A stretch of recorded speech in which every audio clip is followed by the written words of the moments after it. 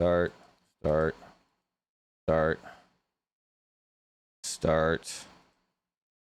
Let me just confirm that YouTube is going. Looks good. Looks good. Let me just check Twitch. Good. Kick. Good. All right, we're good. Okay. Welcome everybody to the... Just get my Google up here. Welcome everybody to the Techonomics podcast. Today we have our very first guest for the podcast, BlackBird PC Tech. So we met... Well, I met BlackBird PC at CES of all places. And let me just move the... Are you watching the podcast from YouTube right now? I'm not. So you see how the chat window... I'm going to move this down. I'm going to let you guys chat, but I'm just going to move you down here below. And I muted all of the... this is a very informal podcast, so I just chill with the chat most of the time anyway. But I muted the notifications, guys. So if you do donations and subs and stuff, I'll just like jot it down and address it later at the end, just to not kind of interrupt the conversation. But feel free to do so. I'll give Matt half the profits of today's stream. And if you can, use Google Super Chats or the donate stream button, and then that way I'll be able to read the messages. But anyway, so we met at CES 2 years ago, and we've just kind of become like CES buddies since then. With our other friend Jess. I'm gonna get her on one day too.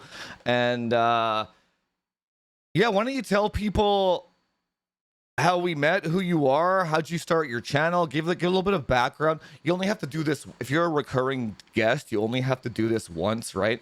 But yeah, give the folks a quick rundown of who you are and why'd you started Techtube and all this stuff. Why'd you say hi to me in the first place? Thank you for having me on. And yeah, as Jufus mentioned, we met at last year's CES, and I just randomly walked up to him, having seen him. I think at that time my channel had 300 subscribers. So I just randomly walked up and said, "Hey," right? And we started talking. So that's how we met. Yeah, I think my background for doing this is a little weird, a little strange, because I do get. When people actually learn about it, they look at me like I'm an idiot. So it's an interesting background. Can I interrupt you for a sec? Sure. I just want to say that the reason why I was so receptive to talking to you was because you were normal. Like literally, like, you know how many times I got approached at that CES and like 90% of people weren't fucking normal. I shouldn't have swore in the first like 10 minutes, but whatever. I really appreciate that you're just like a normal dude. Anyway, so because I always tell my audience about being normal. I just really wanted to point that out. Anyway, continue. Sorry. Continue. Normal is relative, right? But I get what you mean, right? Which is not creepy and stuff, right? Yes. And I get it, right? And actually, that's one of the worst things about being on YouTube is that people, you get well known, and then it kind of, there's no real privacy when you're out, particularly when you got a family and things like that. That is weird. But anyway, I'm not big enough for that to really happen a lot yet. But at CES, you certainly meet people that know you. So yeah, I have an origin story on my channel that you can watch if you're interested. I'll give you the synopsis. The thing is, it's my first video, so it's my first video. So just bear that in mind as you watch it. Don't ever delete it. My wife has a lot of experience in being on social media, and she gave me a lot of tips. And I think I took it too far when it's like, just be relaxed. I think I was so relaxed it looked like I nearly fell asleep at one point. So I think I've gotten better since then. But yeah, I mean, I'm from Australia originally, and I always had a passion for aerospace. I just loved aircraft and helicopters and things. And I came to the US to study helicopters. So I studied at there's three rotorcraft centers of excellence where you basically design and build and learn how to build helicopters. So I did that, which was my passion. I then started working for Sikorsky, which, if you're familiar with the Black Hawk, they make the Black Hawk.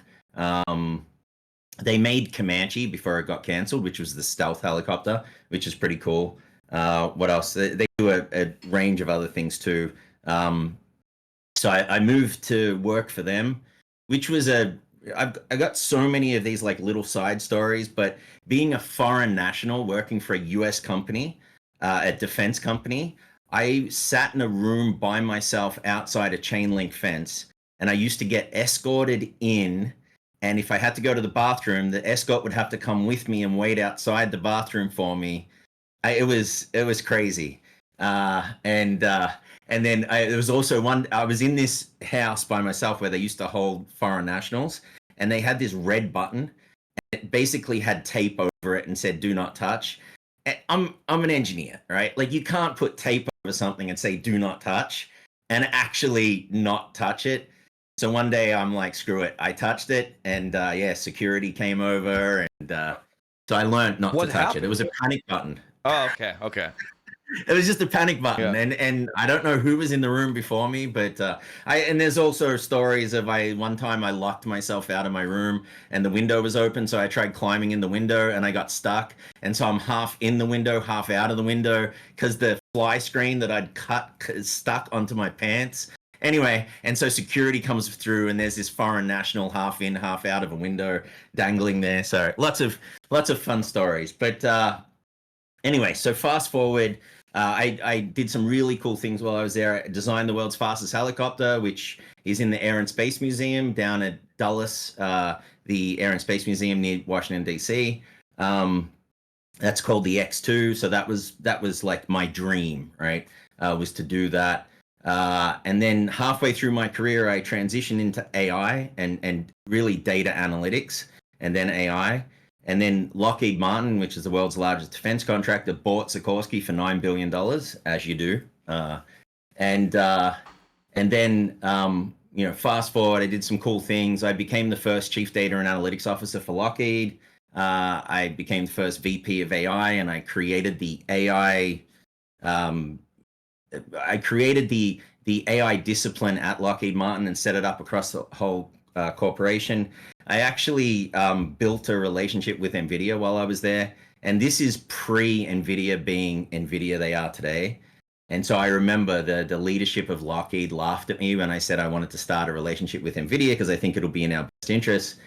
And it's funny, I still get a bunch of those dudes reach. Sorry? Because they were like gaming GPUs, right? Back in the day. Yeah, I mean, and look, there was a big piece of me that just wanted to do it because I liked gaming GPUs, right? So it wasn't that I had this amazing vision of what the world for AI would be, right? So let's be honest. And honestly, NVIDIA was in the right place at the right time with technology that they developed for something different, right? That's I got to meet all those guys. Like, I briefed Jensen and went out to dinner with just him and some other guy, and his stories are amazing, right? Like, I remember sitting there with Jensen, and I said, "What's that phone you're using?" And he's holding it up, and he's like, "Oh yeah, the CEO of Samsung gave me this last week.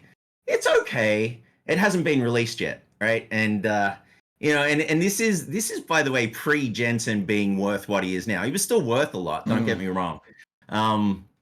But another, hanging out with people like this, not that I hang out with a lot of them, but we were just talking. We were down in Florida.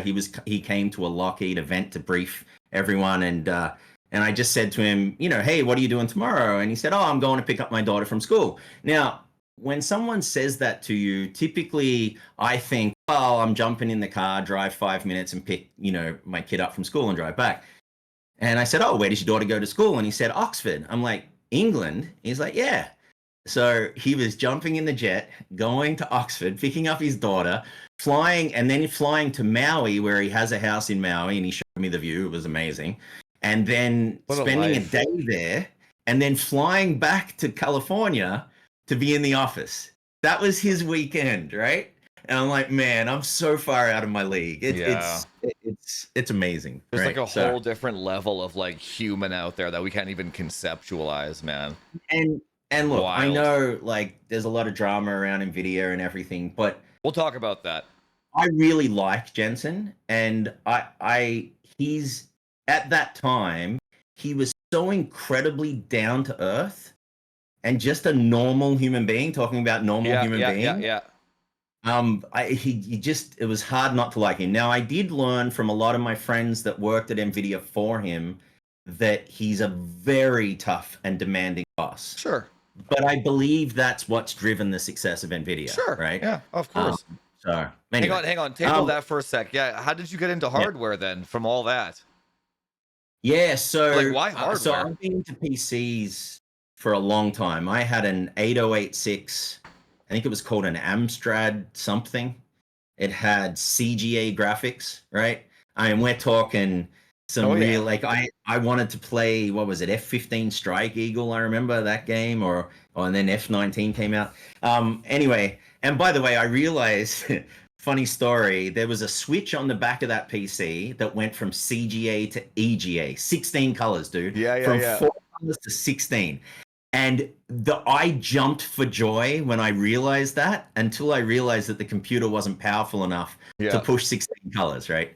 So, but anyway, so I've been into PCs a long time, but it was really the thing that really shaped me differently was when I went to upgrade a PC. I'd purchased this unbelievably beautiful PC from Voodoo PC when they existed. It was Raul Sood. He then went on, I'm still friends with him actually, but he went on to be the CTO of Microsoft and sold that company. But it was Voodoo PC versus Alienware, the real Alienware, not Yeah, Dell yeah. per Alienware, and like Main Gear and a bunch of others. But I bought this amazing PC and I kept it and gamed on it and used it until it was right at the point where dual CPUs were just starting to come online. Like the So I think first I had an Intel AM, ones? so it was dual core Oh, I CPUs. see. Yeah, Okay. so sorry, not dual Yeah, CPUs, yeah. dual core. Right. So I think I had an AMD FX 57 or something. It was it was when AMD was really good and then they tanked and then, they've come back a bit. Um, but yeah, I had that and I wanted to upgrade it. And, at that time, remember, the YouTube wasn't huge. Yeah. I don't even know It if was it more like existed, right? Tom's hardware articles and stuff back then. Yeah, and it Yeah. was hard to find answers to Yeah, things. yeah. But so I'd always upgraded Still is. GPUs and memory, right? But I'd never upgraded a CPU. So I was very nervous about it. So I bought like an FX 59 or something. And I spent, and this is just my personality, I spent like a month or 2 months researching how to apply thermal paste the best way. Because for me, I can't do it if it's not absolutely perfect, like at that time, right? So I spent, and it was like, what happens if I make a mistake? What happens if I do this? And then God. if it's too thick, how thin? How do I anyway? So when I did this, now of course now I laugh at it, right? But But when I that, did this at the time, that was a real stress point for me. And when I went to change the CPU, I was sweating so much that sweat dripped onto the motherboard and I thought I'd ruin the motherboard. I was so nervous. And so, anyway, so that experience, believe it or not, doing that successfully and actually having it work and upgrading my machine myself just gave me that high of like, this is friggin' awesome. can I So, let me do you have that you like that's crazy that you have that memory and it's so ingrained in like you yeah, described it so graphically that it's like it was like a big life point for you, this thermal paste thing. it's weird, That's right? It's interesting. Yeah. very No, I strange. think I think a lot of viewers can relate to that just because a lot how many questions do we get per day on like what's the best thermal paste to use? When the Yeah, answer is it really doesn't matter, but yeah. that half a degree Celsius will stress somebody out for like 6 months, right? That was It's me. yeah, that's what I'm saying. It's just it's Yeah. how did But how did you come the so thing is, far? right? Like at that time, there wasn't you didn't. So I think that today and then are very similar for very different reasons. I think then there wasn't a lot of good information, and I think now there's too much information, and too Yeah. much of it is bad. So, Yeah. then I was trying to find sources. Now you can find a million sources, but you have no idea which ones are good and which ones suck, right? So I think it's somewhat similar. So anyway, so kind of fast forward, I left Lockheed Martin, and I was during COVID. I was getting sick of being on meetings. As a vice president, all it was PowerPoint charts and meetings. And I'm an engineer. I need to build stuff. And so I needed a change. So I ended up I actually was talking with NVIDIA about joining them, which now I'm looking back, man, that would have been the smartest thing I'd ever done because my stuff would have been worth. Yep. I wouldn't be sitting here chatting to you. I'd be on a yacht yeah. somewhere. Oh right? yeah. But I ended up joining Booz Allen, and I was their senior vice president of artificial intelligence. And I did that for 2 years, and they were really, really nice people. Like a really nice environment. Lockheed was very cutthroat and stab you in the back. Booz Allen was very friendly. However, like I got so bored doing consulting. Like it's not, I need to build, I need to create something.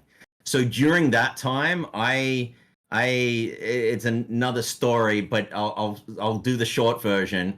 I built my own PC for the first time, start to finish, right? Like got all the parts, built it myself, and I was like spending. I was not concentrating at work. I was just like focused on building this PC, optimizing it, doing all that stuff. So I built a lab down in my basement, and I just started doing this. And my wife would go to bed and she'd wake up at 2 in the morning. It's like, where the hell is Matt? And I'd be down there because, like when you come across a problem, you want to fix it. And then one thing leads to another. And so I was just finding that my passion moved. It went from aerospace, which I still love, but it moved from that to PC building and tech, right?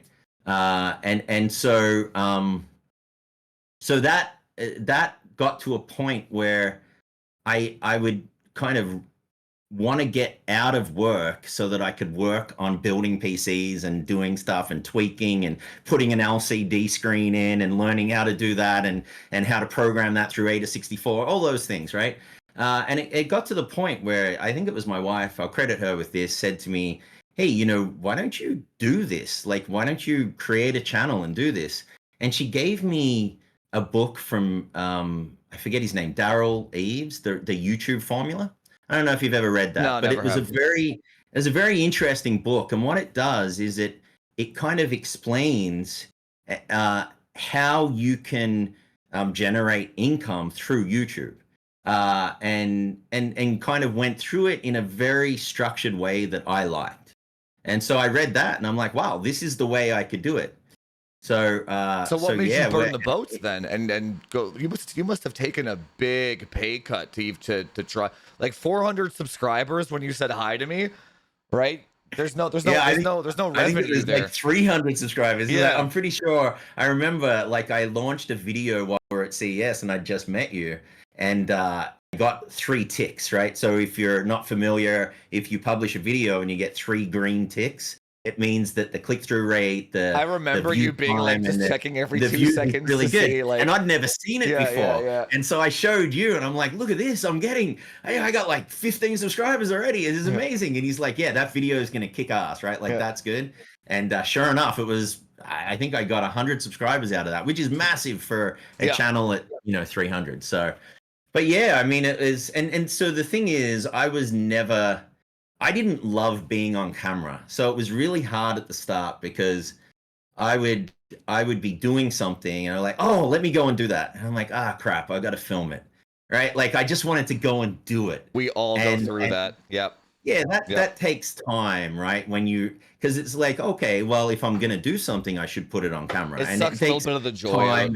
It takes time and discipline to do that. So that's really what happened. I just, it became my passion, and I was kind of sick and tired of seeing misinformation. I know that's been a big topic lately, but just like there's so many bad channels or people pushing bad advice out there that it was frustrating to me. And so, I wanted to be part of that information revolution, right? To counter the misinformation. So that's really what led to that. And then, I came up with the tagline, "It's not rocket science, it's Lego," right? Just kind of from my background. So I'm sure people that have seen my channel are familiar with that. But that's really where it started. How did you find out that it was misinformation? Or like, did you test it yourself? Like, how did you come to that conclusion? Just like, Yeah, I think I that's a really good question, right? And I think what burned me over and over again was, there's a couple of things. One, I'm the kind of person that will, I used to read things, right? So I'd go to Reddit or whatever, which is a horrible place to do this, by the way. yes. But you see someone say, "Hey, I've got CPU X, right? Like I've got a 14900K or something, and I achieved these results." And then I would be the kind of person that would be very annoyed because I couldn't achieve what they achieved. And at a certain point, it occurred to me that most of those people like just make stuff up Are lying. or Yeah, have no straight idea lying. what they're Yes. doing, right? Yes. Oh, but hang on. It's Oh my crazy. God. I had to make a rule in my Discord that you're not allowed to post voltages because of that very reason, that it got so out of control where people I don't know why this is a thing, but people will use their silicon binning as a measure of their dick size. So like my 14900K will do 6 gigahertz at 1 volt. And then the person is lying because like if you just do it often enough, you get to pick up on these liars. And then how many people do you think that I was like, please send a video of these results? Please send it. And how many people do you think couldn't or sent or tried to like fib it or like I'm like, and then at the end of the day, I'm like, what are you doing, bro? What's the goal of telling other people that your silicon is better? Like, what is the actual end result that you're after here, right? It's very strange. I think there's a very large level of, I don't know why people do that, to be honest, but like the question I wanted to ask was like, how many, so another thing that we talk about on our channel or my channel is, for some reason, when people test things, the default that they go to is the problem is my testing, not that this person is full of shit. I don't know why that happens as well. So what made you finally realize that it wasn't you and your testing? It's just that all these people are full of shit, right? And how do we get that point across to other people, like the audience? Like, trust your testing, trust your gut. Yeah, it's interesting. I think, one of the things, because I have like a deep technical background, I am very confident in what I do, right? Sometimes that's actually not a good thing, because sometimes I will get people to say, "Hey, you did this," and my first reaction, "You did this wrong." My first reaction is, "Yeah, you don't know what you're talking about." And then I'll look into it, and I'm like, "Ah, crap, I did." And then I'll usually respond, "Hey, I did. Thank you for pointing that out," right? Yeah, just on the point you were making, I had someone the other day in the comments say to me that they gave, this was interesting, they gave a score. I get the people that just say things and don't give any data. This person gave a 3D Mark score. I forget what it was for. It was probably Steel Nomad or something, right? And said, "Hey, your 9070 XT sucks compared to mine because of this, this, and this."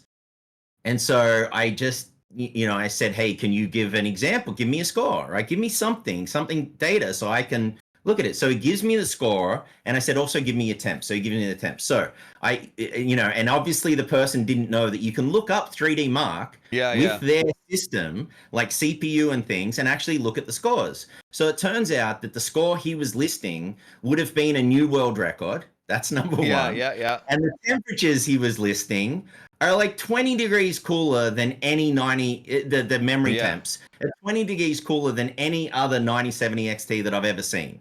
So I called him out. I'm like, hey, dude, you realize that that would be a world record. It's on air and your temperatures are 20 degrees cooler. And the guy doubles down. I just don't get it. That's what I'm Right? At saying. that point, delete your comment and just leave gracefully. Right? It's crazy. So Well, what do you think? What do you think his goal was? I don't know. That's what I'm saying. So I get a lot of that too, where people there's like a this desire amongst hardware enthusiasts to either show up a tech tuber or one up them in some capacity or call them, or like I don't know what that is exactly. I don't engage with that shit, by the way. I would have just fucking blocked that comment and banned it right away. Wouldn't even engage. Because for the exact reason that you said, where I've tried that too, by the way. When I first started, I'm like, well, clearly if I show this guy irrefutable evidence that he's wrong, then maybe he'll come around. And that never seemed to be the case. They just, I've had that happen. what the hell? So I enjoy. I know we've talked about this. I enjoy getting in the comments, and I'm not big enough yet where it's not, like obviously Yeah, I for see what you're Linus, saying, it's yeah. not practical, right? Now that being said, Linus actually does get in his comments pretty often, which is impressive. But he has a huge team. It might and be an other things, employee right? that does it though. Yeah. Oh no, I genuinely think he does sometimes, right? He gets himself into trouble by doing it sometimes. Oh, I've maybe. noticed, right? Oh, on his forum, you mean? I think. Yeah.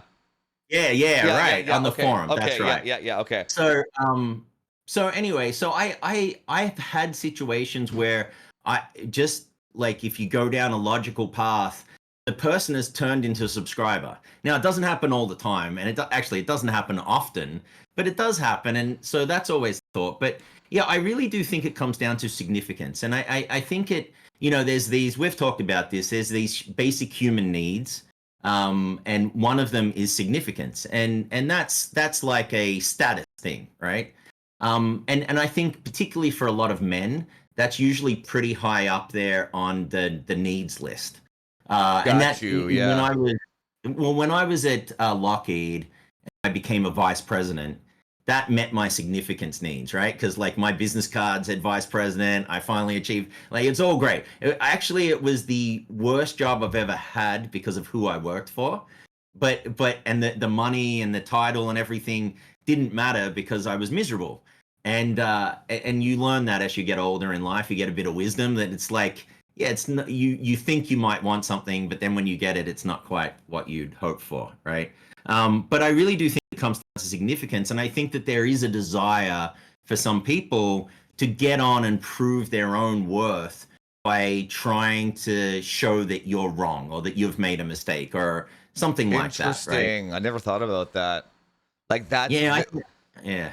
that's their way of having value to their lives. That's deep though. That's super deep. But I never actually. That does make a lot of sense. Yeah, I think there's a concept that some people have that, there's a fixed pie, and that for me to succeed, you have to lose, That's right? so Like not for my true. pie to get bigger, Yeah. yours has to get smaller. But the reality is that you can have a bigger pie, you can grow the pie, and we can all benefit, right? Absolutely. And that's that's There's that's there's why enough I'm pie just for happy to come everybody. on here, right? You don't have to make enemies of everyone, right? And you also don't have to agree with everyone on everything. And in fact, if you only listen to people you agree with, or only kind of shield yourself and put yourself in that community where it's an echo chamber, you don't grow, you don't learn anything. Sometimes it's nice to be made uncomfortable because you're learning, you're growing, you're doing something that is different, right? So I want to yeah. go back to the significance thing for a second. That's like such a fascinating topic to me, but like, why do you think they always choose the combative approach and not like a collaborative one? Like, why try to disprove a YouTuber with 20,000? Let's say they do disprove. Like, there was a little one of my mods showed me a Factorio benchmark, and when he showed it to me, I did the Factorio benchmark with a 14900. Long story short, when the map size of Factorio gets large enough, it leaves the AMD 3D cache, and then it hits the CPU like a million times harder than it does Intel. And I was trying to show that, right, based on the map size. And a bunch of hardware bros were calling me a scammer because when you look up the actual benchmark, it showed that I was using like 4800 megahertz RAM, but the game misreads the RAM speed if you use ECLK, external clock gen, right? So they were so happy that they finally thought that they could disprove me. I'm like, dude, just go check ECLK and get back to me, kind of thing, right? Now, here's the thing. Let's say, for example, they did disprove me. Like, you know how I disprove Hardware Unboxed all the time? But let's say they did disprove me that. Let's say I was wrong 100%. Even then, I only benefit. I get to make a video with a thumbnail that says I was wrong, that does better. I get to redo another video with better benchmarks saying how awesome AMD is. Now I get triple the... Now I'm monetizing them proving me wrong. So the question I want to ask is, why do you think they always try to discredit and combat rather than like join the community, help out the cause, battle misinformation together? We can do this. Why does it always have to be like, I proved this guy wrong? Why do you think that's always the case with these guys? Yeah, I think they do it to all tech tubers, by the way. They do it to all of them. And, yeah. And look, to be fair, I used to do that to Techtubers too until I became one, right? Like I used to get some joy out of going on to Jay, and well, that's probably an easy target. But I used to get some joy of, you know, like someone says something wildly inaccurate, and just like, let me just tell you that this, and this. Why did that bring you joy? I think, were you miserable at the time? No, I think it was, and the thing is superiority. Well, yeah, but here's the weird thing, right? I'm trying to think back. I never did that. I never commented trying to like prove that I was better than somebody. I never had that kind of characteristic in my personality, right? I never gave a shit. I think and maybe it is that, you know, you've got something lacking in your life, so you try to fill the void with whatever you can somewhere else. Yeah, I think for me personally, I did a lot of growing up, you know, like over the time. And like significance used to be very important to me. It was, and by the way, I didn't know this at the time. I've looked back and said, oh my God, it's so obvious that I made decisions around my need for significance. And now, like, that's not one of my top needs. Can I ask you another question? It's interesting. Yeah. Why did you have such a high need for significance? So I got told a lot. So in Australia, when I was doing school, well, okay, back up. Before I got into aerospace, right? I didn't get the grades in high school to get an automatic acceptance into aerospace. And for various reasons. One, I didn't work hard enough. That's the most obvious. And then I ended up getting, went and did an interview, which was really weird, and basically got into the aerospace program. And this, I'll tie this back in. I know the look on your face is priceless. But I'll tie this back in because I really do think this is the reason. This shit fascinates me, man. Because I love the inner workings of people's brains, because nothing makes sense to me of human behavior, right?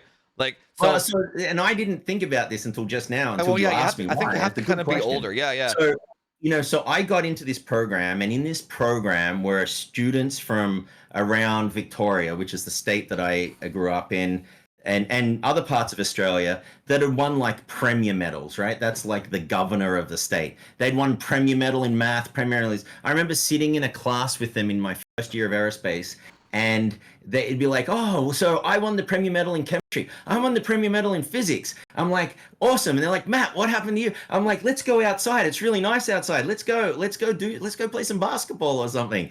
Like I was embarrassed, right? Because I had just barely gotten into the program, right? And I remember doing the first math exam, and it was a 3-hour exam, and I was there to the end, and I barely passed. And that was another one of those decisive moments where I said, screw this. I'm going to outwork everyone in this program, and I'm going to be number one. Like that was my mentality. And I think that's where it began, where it was me against the world. And I got told, like, people would ask, like, I got laughed at by professors, right? So professor had asked, what do you want to do? And I said, I want to go to the US and work at Skunkworks, which is Lockheed Martin's top secret, group. They designed the SR-71, which is what my channel's named after, the Blackbird. And that's where I wanted to work. And coming from Australia, like I had professors laugh at me, right? Like literally like, oh yeah, that's really funny. And so it was me. I had this thing of me against the world, and I outworked. And like I remember, fast forward, I got to the final year aerodynamics exam, fourth year aerospace. There were like 90 people in aerospace. 70 of them failed the exam. I got 98, and so when they graded on a curve, I ended up with 124. No Right? shit. Like Yeah. I got good, and it was from I worked my ass off, and I worked harder than everyone. But then I realized I actually knew the stuff. But I think that's where it began for me. This mentality of me against the world, and over time I've been able to move away from that. But it really was this, and like I ended up like owning the AI capabilities at Skunkworks. Like I made that dream. I thought, um that's the manifestation. I'm sure Yeah. you've Yeah. heard of this. You being able to manifest your future. Like I had this vision and I had this dream, and no matter what anyone said to me, they'd be like, "How are you going to get to America?" I don't know. I'm going to do it. And I bumped into the head of the Rotorcraft Center at some event, and that's what led me to come to the US. Right? Well, you're not going to be able to work there. I ended up with a top secret SCI clearance. Right? Yeah. Like Yeah. everything was, you can't do this. And a big motivator for me is when someone tells me I can't do something, I want to prove them wrong. Yeah. I'm Right? like that too. Yeah. And That's you know, that's so fun. I love that shit. Yeah. That's the and most it was, fun. and I think that's what the mentality was though at That's the not. That's time not. of, you know. That's not the same thing as a desire for significance, though. Well, so let me connect it, right? So typically I wouldn't just go on some YouTuber's channel and say, "Hey, you're an idiot," blah blah blah blah blah. Usually I would say something like, "Have you considered, XYZ because blah blah blah blah blah." And they would respond in a very arrogant, Oh talking yeah. down way, Oh and then yeah. I would rip them to shreds and enjoy it, right? So that's really what I meant by that, right? I wouldn't just go and pick fights randomly on Okay. things, right? So maybe that's better, but it's still immature to do that. I mean, it's But pretty, but the yeah. desire for significance, though, I'm still not grabbing where the hell that came from. Is that, you think that we're just Yeah. like born like that as men, maybe? I don't know. It's definitely more prevalent in men than it is in women. I think that for me it was this desire. Like in aerospace, me and this other kid were like neck and neck. And if he beat me by 2 points, man, I would work twice as hard, right? It was just I had to try and be number one.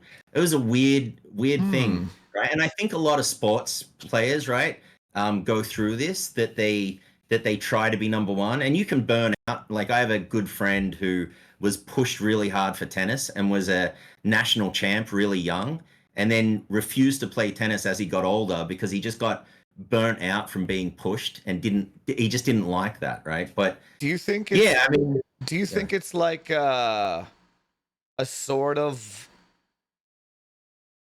I don't know how to word this. It's like almost like a numbing. Like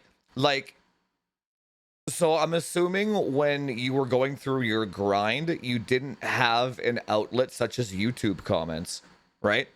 Exactly. No, So I'm thinking I didn't that listen, Jufus. I didn't go out, right? Like that's what I'm saying. Yeah. I have an older sister, and my mom and dad would be like, "No, you're not going, right? You're not going out." For me, they'd be like, "Go out, do something, stop studying all the Yeah. time," Yeah. right? Like I was just I never drank alcohol until I was out of college because I'd read an article that drinking alcohol killed brain cells. And I was like, I'll be damned if I give someone an edge by me losing brain cells. Yeah. Yeah. Yeah. Which is a good. It That's was all good it was stuff. insane, Yeah, that's all right? good stuff.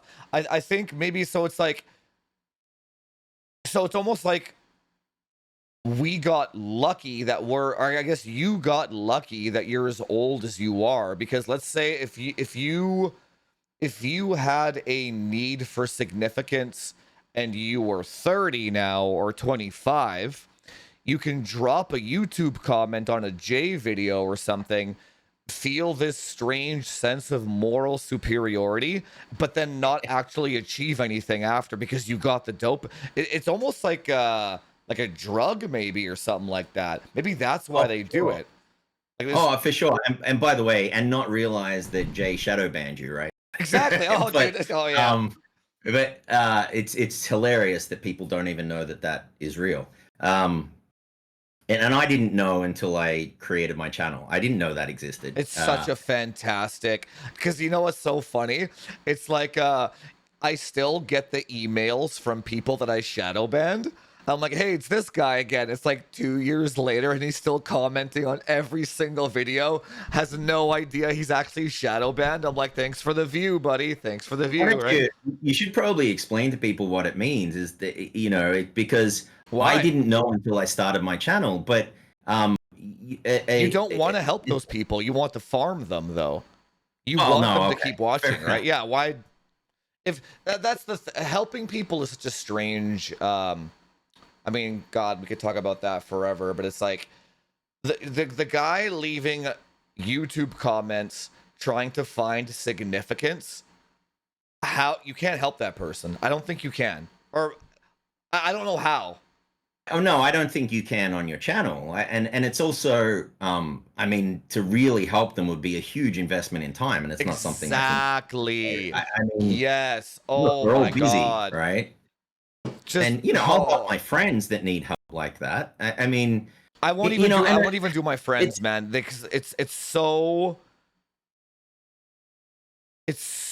insanely difficult to get somebody to not repeat behaviors that they've been repeating themselves for 30 years or whatever. I just had two guys talking in my Discord. A perfect example, man. A guy in my Discord shows a picture of a scratch on his AIO on the bottom on the cold plate, right? Whoa, what was that? Can you give me 1 second? 1 second. sure. So for those of you that are on the podcast, I can't see the questions or if you're making comments or questions. So otherwise, I would engage with that. But yeah. So I think just looking back at this concept around significance. There's other needs too, but the most basic human need is the need. This is probably a bit too deep for this podcast, but it's a need to feel loved, and that's really what drives most human behavior. I got into this a while back and kind of started to dig in and watch some things. It's very interesting. And then there's six basic human needs. And so there's significance, there's love and connection, there's variety, and then there's what is like stability or security. And so you could probably they're the top four. You could probably look at those and think, which one, and they'll change over your life, right? So you'll have them in different orders. So for me, 20 years ago, significance was number one by a long shot. And then I think security, I liked, yeah, I didn't want to push the envelope. I wasn't a jump out of a good plane and go parachuting kind of guy. This can also help you with relationships Hey, too, because it's sorry always about good that. when people see differences. A Sorry. duck just flew and hit my window. I'm just gonna run downstairs outside to make sure it's like okay. Give me 1 second. Sorry, just totally random. That's all right.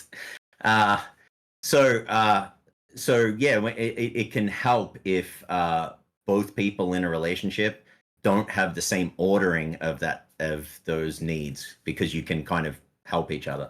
But love and connection is important. That's an obvious one. The need for variety. So my wife has for example, when we travel, I like to go places we've been before. She likes to experience new things. So we kind of meet in the middle somewhere. Right. I was just, by the way, Drufus, I was going through the four top human needs. So it's Oh yeah. significant, love and connection, variety, and security or stability. And so that's everyone has these needs. Is that a And particular then there's order? sorry, Is and your order will change over ah your life, ah right? So, and then there's two others. One of them is like the need. It's like a giving need to contribute without wanting something back. I forget the other, but yeah. So it is, those things will change over your life as you go through life and get experiences and learn and meet people and other things. But yeah, I think that in the behavior that we're talking about, I think it is, if you look at those needs, it's not, part of it may be connection, right? Part of it may be the need to connect with others of a similar, thought process, but then you would be more likely to join a group versus right. criticize, Yeah, you know what's right? interesting? Yeah. It's not just the tech space that's like that. All Mm. all creators basically go through that. If you're just a creator, the majority of your comment section is just shit talking. I think it's literally just a huge societal problem, right? But Yeah. the other problem, or the other thing about that that's interesting to me, is that it's not a secret that hate watching gives the person money that you're hate watching, Yeah, that's interesting. right? It's not a secret. Like, if I get 10,000 hate watchers and I get 10,000 comments that say you're an asshole, I'm the one getting paid. Yeah, Like, I don't well, that drove understand. engagement too, Exactly. right? So I don't understand how, and that's all creators talk about that. Like, thanks for the click, bro. Like, I don't like. So the thing that doesn't make sense, that this is why I don't think you can help people. It's kind of like the AMD bro that will watch, like, the 9800X3D comes out and they'll watch 30 different reviews on that one CPU that all say the same thing, and they'll just keep, it's like, I don't know if there's a societal IQ problem, or if it's, yeah, I don't know what the hell it is, man. I think The that only I thing, think that's a little different though. I the think that's a dopamine hit to help you feel good about the purchase you made. they don't buy it though. I No, oh well, I'm talking I about thought like you were launch saying they day. bought it. No. I'm talking about, like, no, AMD bros, not bought. Okay, Like, just okay. like well, the only thing that I do know for a fact is that the only way you can help somebody is if, oops, sorry, is if they invest something, usually being money, monetize. Just kind of like how, if you buy a game off of Steam, you're much more likely to maybe not Steam, but if you buy a game, you're much more likely to finish it. If you pirate a game, you're much less likely to finish it, right? Things that Even play humans, it, right? or even play it, yeah. Things that humans invest in. So let's say I have two Discord supporters.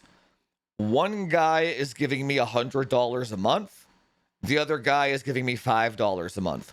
And I give them both the same diet plan, let's say, to get them to lose weight. This guy is going to follow that shit down to the letter because he's investing more of his resources into me. kind of thing, right? The $5. That's why my base price to get into my community keeps going up, because started off like $2.50. Anyone that paid $2.50 automatically don't have an investment into respect. $5, $10, $20. And we've hit this like $10 threshold where if somebody seems to pay $10, they're much more likely to be respectful, take the advice, and actually want to be there, right? And that shit fascinates me too, right? So on that point, Investment, human investment. yeah, there's an entrepreneur. This is in the entrepreneur space a lot, right? Russell Brunson. I don't know if you're familiar with who he is, Russell but Brand, he's you mean? sorry, no, Russell Brunson, not Oh Branson. no, I don't know that. Okay, never mind. So he's big in. He created ClickFunnels. It's a way to market and sell online, right? So he talks about how. So he's a billionaire now, right? And he talks about how he can have a room full of 1,000 people that he's briefing, like he's pitching to, and he can invite, 3 cousins. Yeah. And he said they'll be sitting there. They didn't pay a cent to get into the room. They'll be sitting there. 997 other people in the room will go and buy and like get stuff done. They will have spent thousands of dollars to be there. And then he'll give them the course or whatever, the learning for free. And then a month later, they have not even looked at it. But the person that is invested $1,000, let's just throw out a number. Yep. And so my wife is big into this, and it's interesting. It actually does line up with the more money you invest, the more serious you take it. So take the fitness 100%. example. Yep. If you made that instead of $100 versus $10, if you made that $3,000 versus $10, the motivation to prove that you didn't waste your money and that you are serious about this is significant. Like, I was just about to relate that to buying hardware. Oh, right? Yeah.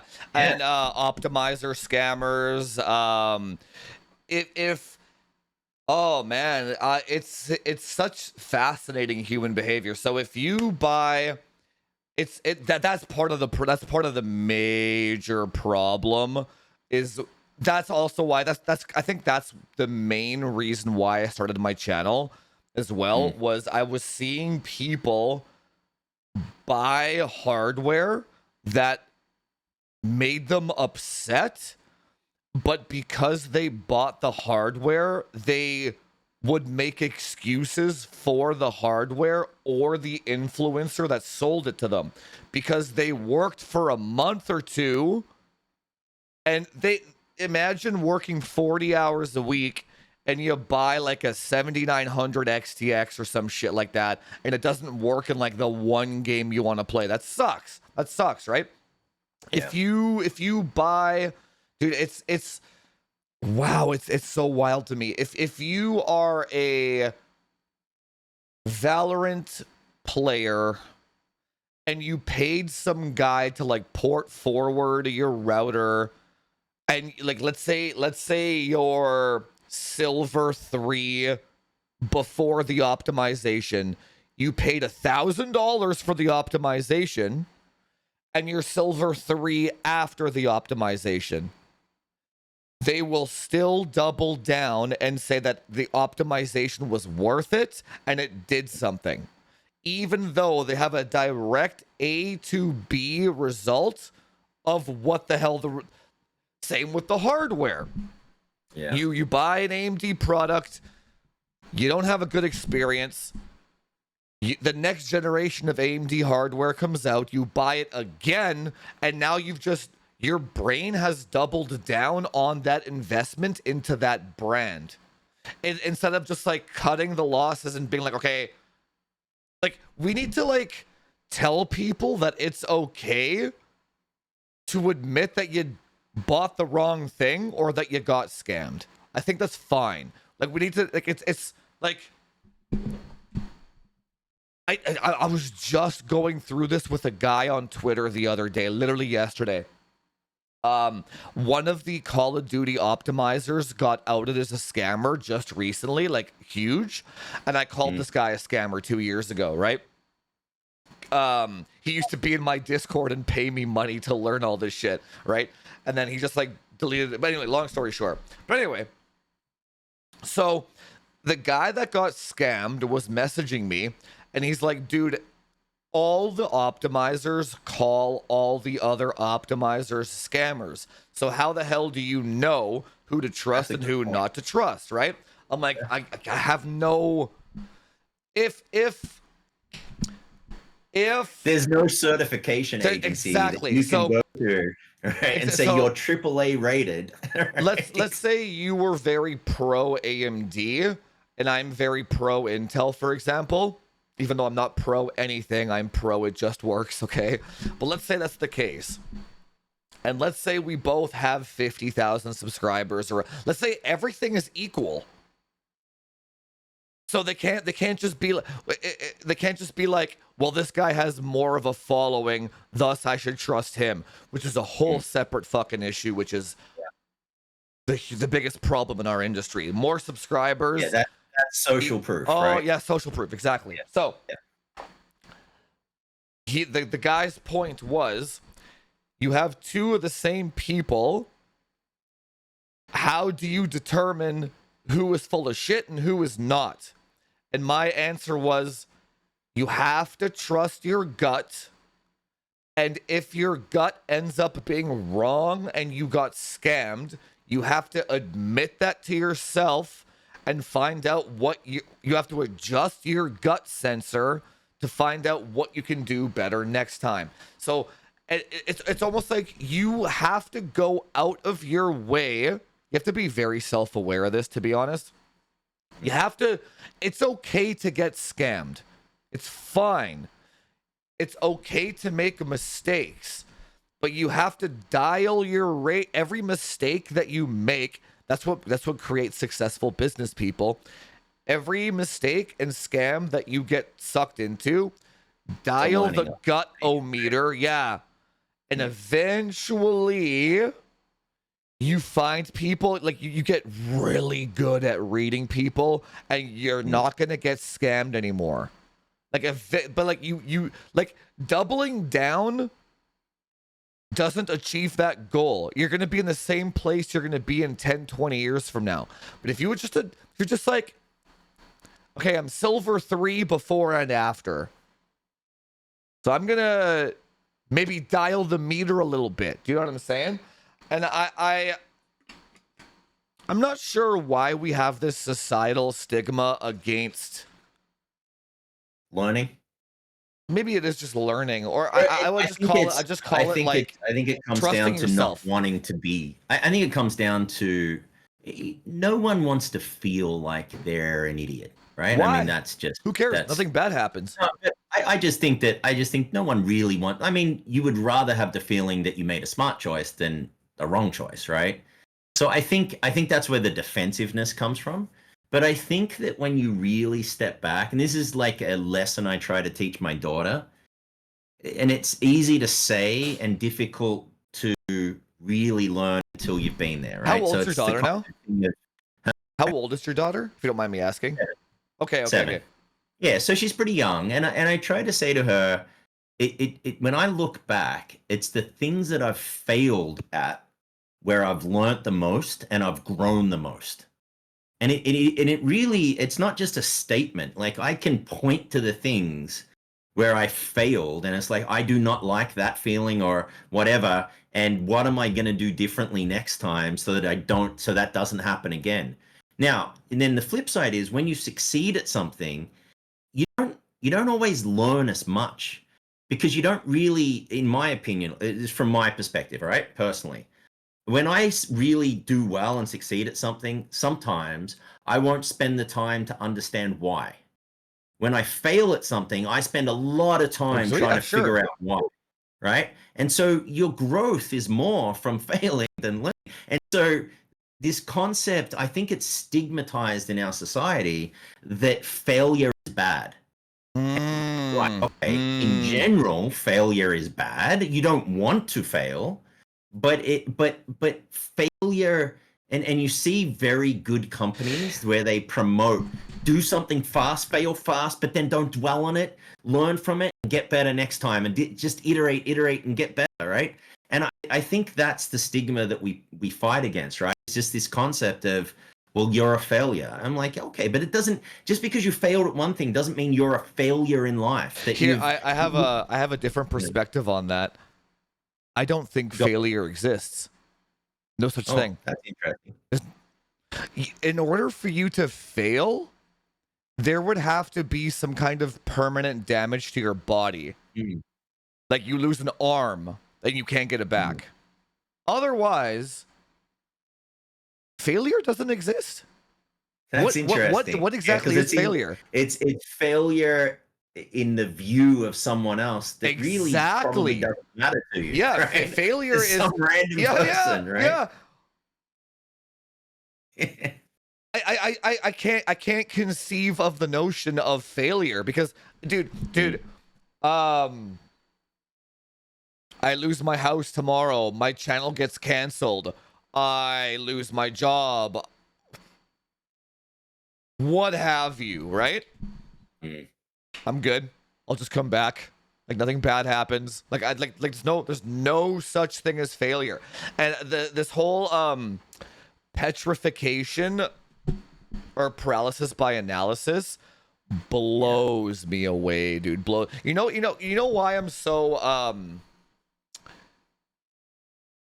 why I'm so pro test it, and I'm very patient, right? I don't try to disprove. So like if I read a comment and the person, I know the person is just full of shit and they haven't tested it or they haven't bought the product or whatever, all I will say is test it and get back to me. Or just test it, go test it yourself, right?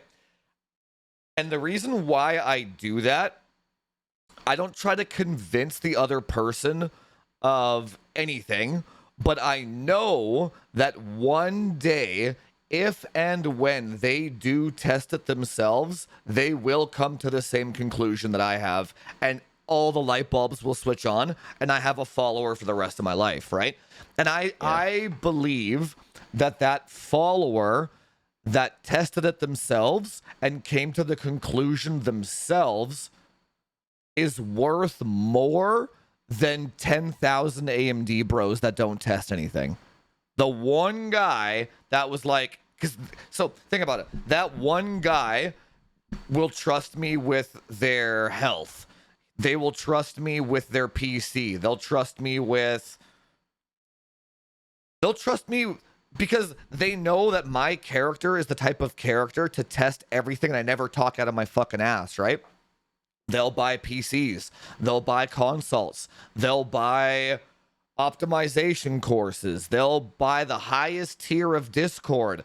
They'll just want to they just want to be around me because they're like, man, I bought this thing. Well, that's your tribe, right? Like that's your tribe. Yeah, but it's not a tribe. It's like, well, it kind of isn't. But the goal isn't to build a tribe. The goal is to just bring awareness to just stop reading and go test it. Find out who the scammers are. Learn how to dial that gut-o-meter. And the only way you're going to do that is by quote-unquote failing, which doesn't exist. Just go fail. And I'm like, I'll literally be like, okay, so you bought $5,000 of AMD parts. What? You know, the human laziness is a whole separate thing, but I'm like, okay, so you bought $5,000 of AMD stuff. You hate it. You're miserable. Just go sell it for $4,500 of its value tomorrow. It's a little bit of work. It's a little bit of hassle, but the dollar amount that you paid to learn who a scammer was in the grand scheme of things is very cheap, man. I'll tell you a story. I was hanging out with this waitress girl that I met a little while back, and she was telling me about how she bought a pawn shop. This is like a week and a half ago. I was just hanging out with her. She bought a pawn shop as a side hustle, right? Which is a What a good idea, by the way. But anyway, an old man came into her pawn shop with a coin, and he was told that it was a Bitcoin, and he lost his retirement. Broke my heart hearing, and he's like, I just want to give this to the, can you just give me $1,000 so I can pay my rent? That guy learned might even be a failure level lesson, because he actually can't get it back now. Like, his retirement is gone because of this Bitcoin that this physical plastic fucking coin that he bought, right? Now, when when you have that perspective, there's not really any harm, even if you spend $10,000 on optimizers, $10,000 on AMD hardware, router, whatever. It's fine.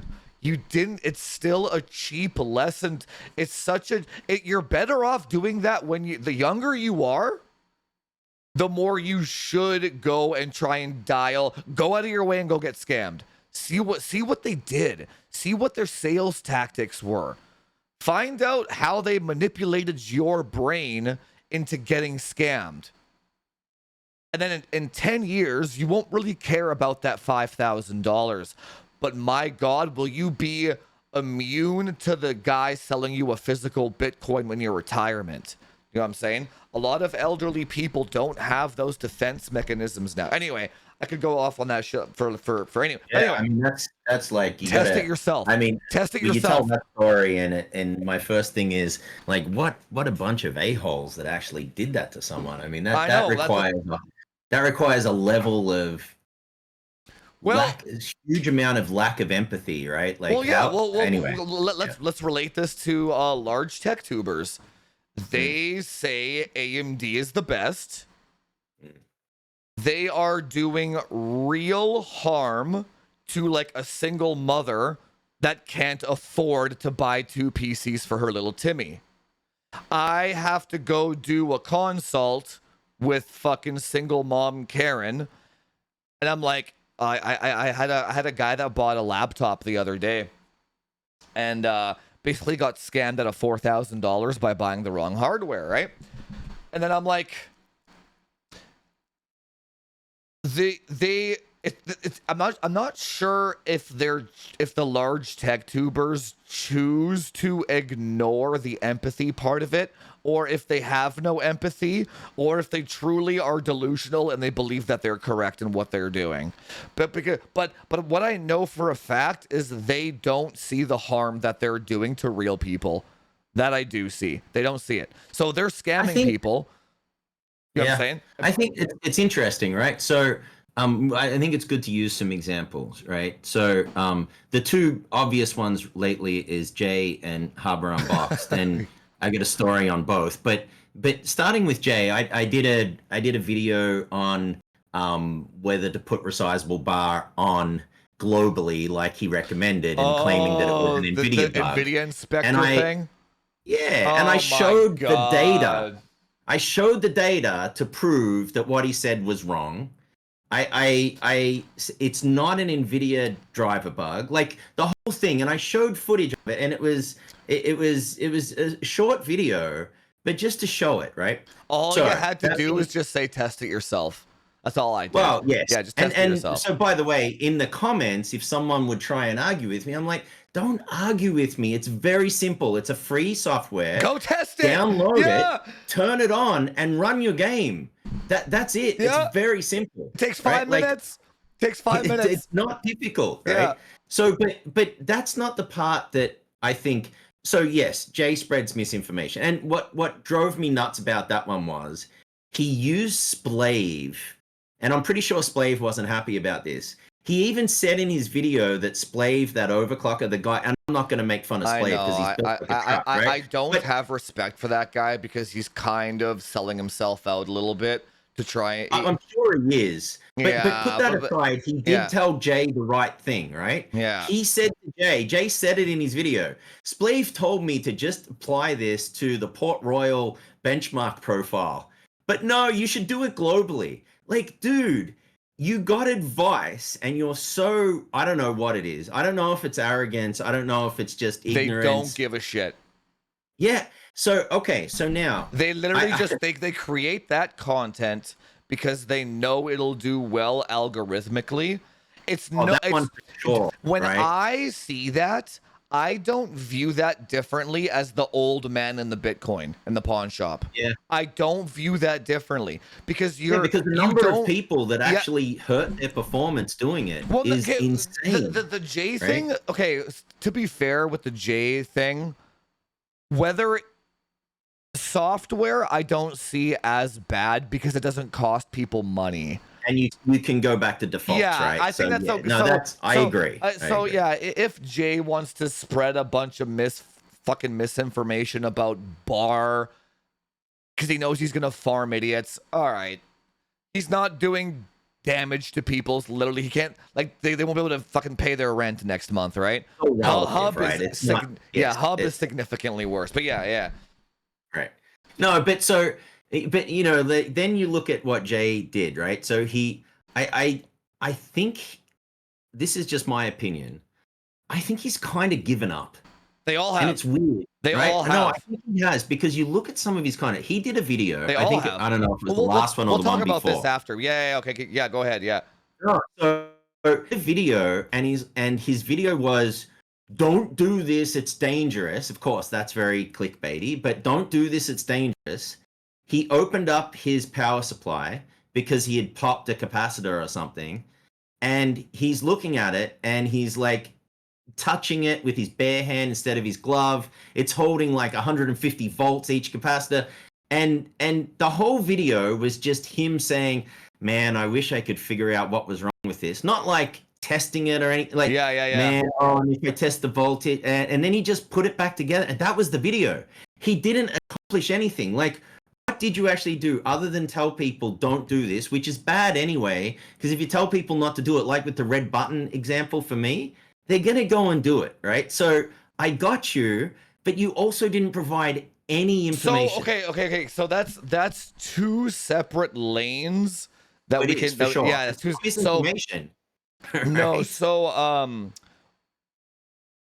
when I believe in a year or two, you'll probably have double the subscribers I have, so you'll have a better input by that point. But that's what that is you the larger you grow, the dumber your content has to be. That's what that is. I've already experienced that. So if I make a video, do these top 5 tips to increase FPS, that will do the best, and it provides absolutely no value whatsoever, kind of thing, right? if I do a video that's like I have this one video that was the old Zotac capacitor video. That one is still getting views. Like, you just have to, and when you see that, I'm sure you probably already have, but if you haven't, when you get there, it kills your soul a little bit, because you're like, wow, the average human is dumb as hell, right? And so what I think is going on with Jay there, with that type of content, is it's so disheartening. Like, it completely kills the passion out of you. Because the creativity, right? So if you're like, so I've been putting off a lot of really high technicality videos because I know they're not going to do well, right? But I want to get them done because that's what I want to create, but I know they're not going to do well, right? So if I'm like, I'm going to solder capacitors, we're going to check the clock speed, I'm going to show you this and this and this. No views. If I'm like, if I'm Linus and I drop a wrench on my toe, that gives the audience the dopamine hit that they want to prove that they're better than the creator, which generates more views. And then you're like, okay, well, now I'm not going to create any cool content, and all I'm going to do is just drop wrenches on my toes. Because that's what I'm that's rewarded. the Jay thing, right? That is Because he's the very down. He's very entertaining, right? Yeah, that's what it is. That's what. So like that's why every video of his has some kind of explosion or some kind of like That's what he's doing. It's not. Yeah. But even that, I don't mind. It's not malicious. And it's not misinformation. Yeah, it's just low effort, right? It's like, man, if we could drop wrenches on our toes and get 1 million views, that's like $10,000 to drop a wrench on your toe. Why the hell would you go do like in-depth fucking fabric tuning guides when you could just drop a wrench on? You'd be stupid not to do that as Jay, right? So all we can do. No. I'm not hating on Jay whatsoever. Dude, we would all do that in his situation. What I'm saying is, if you enjoy that content, enjoy it for what it is. Like it's an Al Bundy tech channel. Yeah, that's all it is. It's not like there's no hate for that, right? I mean, the only thing to that I would say is that, you know, he does have on his channel that his channel is a source for technical information to help people, you know, with their builds and all these things. So I see what you're saying. I think it's I get what you're saying, right? And like that example with the power supply, I don't think it's like malicious or it's any of those things, right? It's not. I know it's not. Just me observing that it's such low effort, right? But we would do the same. You know, maybe when you're smaller, the only way you grow is to do higher quality videos. Absolutely. Because otherwise, why would they bother watching you, You'll see, man. You'll absolutely see. The videos that do the best on your channel are the ones that are should you buy this or this? Right? So you can see. Well, hang on. So you can see the ones that are like in-depth AMD tuning guide. It's like 100 views. If you're like, should you buy a 9070 XT or a 5070 Ti? It's like 100,000 views. The dumber the content, the better it does. That's just the way it is, right? So you have to, at a certain point, you have to make a choice whether you want to pander to the mass audience or if you want to niche down, right? It's not that's not a malicious thing. I'm not bought on that, right? So and I'll say this. So for my channel, for example, right? If you look, I have different buckets of things that I do, right? So there's a UPCFC series, right? Like PCs, UFC PCs, and that's the versus one, and they do generally pretty well, right? The problem is with those videos for me is they take a lot of effort to put together because I have to benchmark, I do overclocking in them, I do all of these things. Let me give you a pro tip.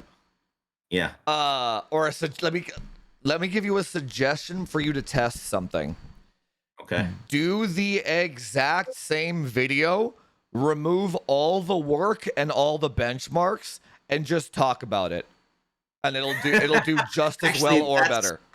Yeah, that's interesting. I'll test that out. Yeah, right? You could even put a whiteboard behind you, and I've tested this myself. Put a line down the middle and say, "These are the pros. These are the." I was literally going to be one of my next videos. I'll tell you. Yep. So the only work. reason I wouldn't do that is that I effing hate it, and not to use bad language, but I hate it when people do that. Yep. Right? So because I'm like, oh my god, that's like do some work, right? And anyway. But you will be rewarded for doing that. The algorithm and the audience will reward you for it. Yeah. So why would you spend 8 hours on a video when you could spend 1 and get more views or the same? You know what I'm saying? I think that comes down to what your objective is, right? Yeah, sure. So if my only objective was to grow as fast as I could, there's lots of things that I've learned that I could just try and do, right? I struggle with that so much, man. Well, so, and just to give you an example, I remember this happened last year. I I built like an ultimate gaming machine, right? It was a 14900 KS. It was an Apex motherboard. I actually had DDR5 8400 that I was able to get stable on it. And anyway, or 8200, I think it was, right? But whatever. It was this thing. I did the whole build and then I did a test. And it was so long that I split it into 2 videos. The worst, this, by the way, this took me, I had all these problems. I had really bad 1% lows and I solved that. Anyway, and I had all that troubleshooting in there. Like, here's my troubleshooting guide. It turned out to be Armory Crate. By the way, this was funny. It turned out to be one of the RGB settings in Armory Crate tanked your 1% lows. If you went to static, your 1% lows went back. Anyway, whatever. That's hilarious. It took me weeks to solve, right? So I thought this video was the bee's knees, like was the most amazing video. I'm going to get 100,000 views. I think the first one failed to get 1,000 views. Yeah. And the second one like got 1,400. And then but what I did is I repurposed the troubleshooting stuff, put it into its own video, and that's got like 20,000 views. Yeah. But to your point of, that was a passion project, and what it taught me was, don't do passion projects, right? Like, do the thing. And so I think it's a balance. I think it's a balance. I think you've got to do I think you've obviously got to do things that people want to watch. Obviously, like, that makes sense. But at the same time, you've got to try and insert your genuine passion into it as well. And so I try to do that. I think that, you know, a couple of the series, the help guides that I make they actually do really well. Longer term, they're that green, whatever they call it, blue sky stuff. That's right, yeah. And they just keep getting views, and so I think they're good. And there's others. Like, what I realized I didn't have a series that I could turn around rapidly, like a video, right? Everything that I was doing was, I'm gonna do this video next. That's 2 weeks, right? Yeah, that's true. Yeah, that's a good one. Yeah, that's right. And so I just came up with like a new series called True or False. And Jay's was my first video, was should you turn rebar on or off? Yeah. And I did True or False. Now, what's funny is I get some comments and it's like, you only tested 5 games. I'm like, yeah, I know, because I just wanted to prove it was true or false. Yeah. I didn't want to test 5,000 games. Otherwise it's not, you know. Anyway, so I'm trying to do a lower effort video series that still adds value. But for me, that's my misinformation series. That's the True or False. I launched one earlier today, which was does the 5070 deliver 4090 performance, right? An oldie but a goodie. Yeah. You know, what did Jensen say was right? And I'm already getting crap from people saying, why are you supporting NVIDIA? Because what I said was, what Jensen said is not incorrect. Like, he didn't lie. The way he said it, he did not lie. It is misinformation. It is you know, misleading. It's not genuine. It's misinformation. I labeled it as such. But the reality is, the exact words he said is not a lie. What he should have said was, he should have just said it straight up. The 5070 can outperform the 4090 with a new frame generation capability that we just developed. Yeah, that would have been, but yeah. Right? I mean, you would have seen it. You can't be that specific with the main audience, though. You have to use less words. Anything above, I think it was Alex Hormozy in one of his books. He says anything above, I can't remember if it was him, anything above grade 3 literature, eliminate it. Anything above grade 3. He learned. Alex used to be in Russell Brunson's Inner Circle, right? I see. So that 3rd grade thing is actually a key to selling. Is that if you use really complicated words, you actually lose people. Yep. So I struggle with that too. So there's another saying. It's like, you are not what your audience wants to see. So like, because I want to watch a video on how an engine is made, my audience wants to see me drop a wrench on my toe. You know what I'm saying? Like, back to it's like, so you're always, I struggle with this anyway. I struggle with this so bad because I'm like, I want to see this cool thing. I want to rip apart this 5090 and do like a bunch of power mods and liquid metal. I want to do this cool shit. but my audience wants to see the top 5 tips for Warzone FPS or some dumbass shit that takes 10. So I'm like, well, if I have a choice, one video takes 10 minutes. It's tough, man. YouTube definitely, and it's something that I wish people could experience for themselves, because as you do it, so anyway, back to the whole large tech tubers thing. Linus, somehow GN seems to still be passionate about it, but Linus, Jay, Paul's Hardware, Bitwit, and Steve Hub, if you watch any of their videos, there's no passion whatsoever in anything they do anymore. It's purely farm now. It's purely drop a wrench on this toe and farm. What Hub does is he will use Reddit or AI like Chat GPT, and he'll be like to get topics. Yeah, what is everyone talking about today? He'll make a video about that just to garner as much drama as possible. He doesn't care if it's wrong. Like a 30% performance boost for a Windows update or a 30% performance boost for a driver update is physically impossible, and yet he'll publish that data to generate, and all the news articles share it. They're all there for the clicks too, right? So that I do view as straight harm. But even then, you can see he has no passion in his voice and no passion to the content, but he's rewarded with dollar symbols everywhere for doing it. So you can't blame the so let's say you were a little ethically gray and you could get $1 million, or I guess 100,000 now. Let's say you get $100,000 by selling an old person a plastic coin. It's like that old man is gonna get scammed by somebody. Might as well be me, kind of thing. If you were just a little ethically gray, I think you'd have to be a lot in that example. But yes, I get your point, right? Yeah, yeah. So I get your point. If you see the majority of humans as kind of like bots or cattle, right?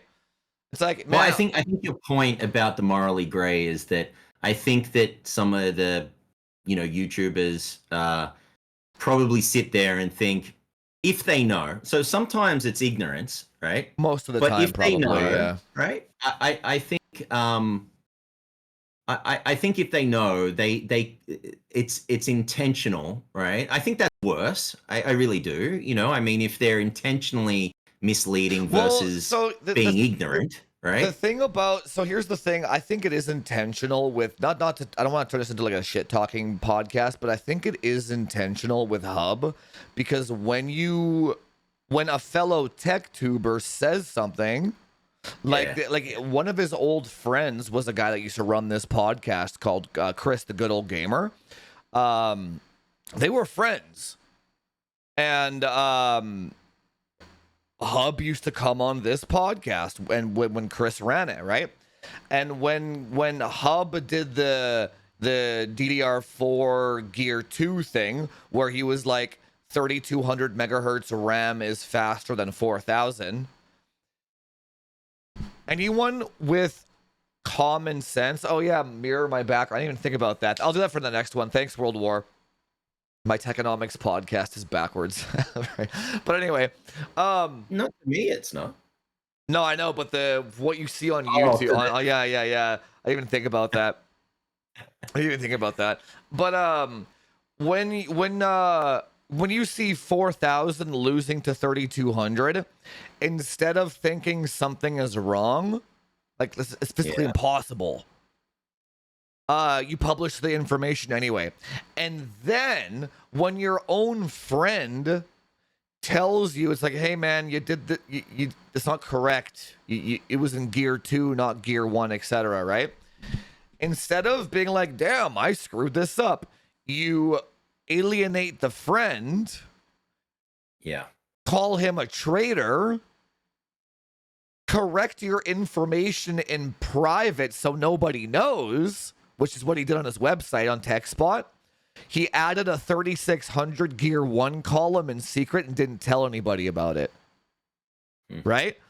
That's malicious. 100%. Yeah, I feel like I think it's malicious. I feel like Steve doesn't take feedback very well, from what I can tell. Not at all. And so that's I actually think that is the imposter syndrome. I think that's what Steve suffers from, right? So the imposter, you know what the imposter syndrome is? No, I kind of. So the imposter syndrome, a lot of people have this, right? They worry. I got a really good story about this at work, where someone submitted an ethics violation against me because I discovered that they didn't do anything. Right? It was like an episode. Okay. It was like Office Space. Right? Okay. I was like, I literally said to the guy, "What is it that you do here?" And anyway, so then they submitted an ethics violation against me because I had the nerve to ask them what they did here. Anyway, but I want to hear that story one day. The imposter syndrome is people that are successful that are very, very worried that someone is going to discover that they really don't know as much as people think they know. That's what the imposter syndrome is. And when you really look at Steve, like, what was Steve's background before he started his channel? I don't know. I tried looking it up the other day because I was interested. But if he suffers from that, even if he doesn't really know it, that could actually explain some of his behavior, because that's why instead of when his friend says, "Hey, you got this wrong," he doesn't have that confidence to take it on the chin and say, "Oh yeah, I made a mistake." And it's like, "Oh man, people are going to discover that I'm an imposter." Yeah, no, it was like a backlash. Shut him down. Yeah, and hide it, right? Like I've seen that. I've seen that play out a lot, and it's interesting, right? That really could be Steve's issue. I would really love to know what Steve did before he did this. Like, what was his background? Did he come from a technical background of some sort, or like? No, I think he started TechSpot writing articles with a business partner or something. I'm not really too sure what the background is. I'm not really too sure the background is also relevant. So if you read or look up anything to do with psychology of the human brain, is when somebody or when a human, when the automatic response mechanism is defensiveness, then the human should know right away that they're triggering something that's true inside, which might be the imposter syndrome thing, right? So literally, when Chris was his buddy, man. So when Chris was like, "Hey, maybe you got this wrong," and I saw the messages too. Chris was like, "I can show you how to do this so you don't do it again in the future." He was trying to help him. Yeah. He was literally trying to help Steve learn how gear ratios work. Because I was telling Chris and Paul that too. And then, no, Steve as an attack, right? Yes, deep, visceral attack, visceral. Yeah. So now he tries to discredit my channel. He calls me a scammer any chance he gets. He calls me a lunatic.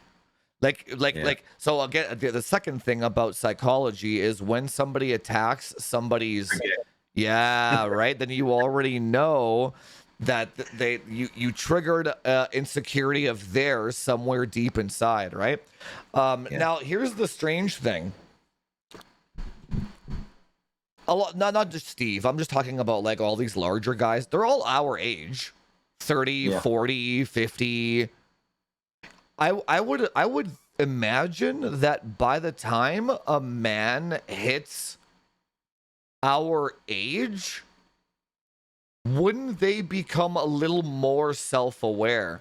Or maybe they just don't care and it's a self-preservation type of behavior where they feel if they admit that they were wrong, that they would lose their livelihood. that could be part of it as well, which I've proven 100 times. You just make a thumbnail that says I was wrong, and those do the best, right? Right? Well, yeah, I think there's a couple of things. One, right? Like there's a vulnerability by admitting that you're wrong. You have to have a lot of confidence to I think you have to have that confidence, that self-confidence. Like, it's like this, right? But If I nothing make a bad mistake, happens. That's so well, interesting. but if you don't have that confidence and you have that imposter syndrome, it can hurt, right? Like that's gonna hit home. Like I have, for example, right? So if someone says, "Hey, you made a mistake," and it turns out I did actually on one of my earlier videos. The AIO um, uh, just decided to just not work halfway through me testing. And I didn't recognize, because it wasn't like stopping the computer from running. What it was doing was hitting a thermal limit Yes, and then yeah. downclocking the CPU, right? And I didn't know. So I get halfway, I do the video, and someone pointed out by the way, in a very nice way, not like, "Hey, idiot," blah, Yeah, blah, blah, blah. yeah. They said, "Hey, I just wanted to point out that my data is different than yours. Are you sure that that's accurate?" And so I said, "I thank you for pointing it out." And I started to retest, and I'm like, "Oh, crap." So I published new data, right? How Now, did that if you make you were, feel? sorry? How did that make you feel when you realized that you were wrong? Well, what it really made me feel was like, I'm like, crap. I'm trying to, at this point, it was very early. I'm trying to build credibility. Mm. And so for me, it was the best thing I can do is to admit that I was wrong and prove to the audience that I'm willing to admit that I'm wrong and take action, right? So that was my first thing in my head. Was it really bothered me that I made a mistake personally. So I wanted to go back and fix it as fast as humanly possible. I wasn't even at 1,000 subscribers, so I couldn't even put comments on the video. I didn't have access to the Mm, tools, mm. the YouTube tools that allow you to put comments and other things on. So it was really weird, but I desperately wanted to get the right. I stayed up all night retesting because I couldn't sleep because I was so bothered by the fact. Now you got to remember, 5 people are watching my channel. Yeah, yeah, It yeah, yeah, doesn't yeah, yeah. matter. I Yeah. was still bothered by the fact, and I had to fix it. And so it didn't. The difference is, though, it didn't make me feel any different towards myself. Like I still had the confidence that I know what I'm doing. So it didn't hurt my ego at all. But I think for someone like that does suffer from that imposter syndrome, it would immediately strike hard, right? Like that there's something wrong with you, right? Or something like that. You're not good enough, whatever it is. That's one of the basic emotions, right? That you're not good enough. Every human, it's you're not enough. Like there's these two fundamental before all of the status and other things. There's two fundamental human emotions, right? Or feelings that drive human behavior throughout history. Number one is you're not enough, the feeling of not being enough. And number two is you're not loved. Those two feelings will drive people to do crazy, crazy stuff. And this is something I learned. I think I went to a Tony Robbins seminar, and this was one part of the discussion. And then when you really back it up, like my wife and I were able to sit there, and she was able to go through and go, "Oh my God, my whole life I've been living trying to prove to my parents that I'm a success because of the fundamental feeling that she's not enough." Mm. And so like, and I don't know Steve, Yeah, right? yeah, Like yeah. at all. I know he's Australian and I'm Australian, but guess what? Yeah, Not yeah. all Australians know everyone, right? So, but I don't know him at all. And I could be completely off base, right? But if he is feeling those things and has that imposter syndrome, um, that could explain that kind of behavior, right? And explains why he doesn't take criticism well. I watched him and Tim did a follow-up podcast talking about the fine wine video and all the mistakes, and he did Oh, that I didn't post even on know X. that. Yeah, give me the gist. Give me the gist. Yeah. Oh no, man, it was not good. Like he cannot admit that he made a mistake. And so there's a couple of things that are fundamentally problematic, right?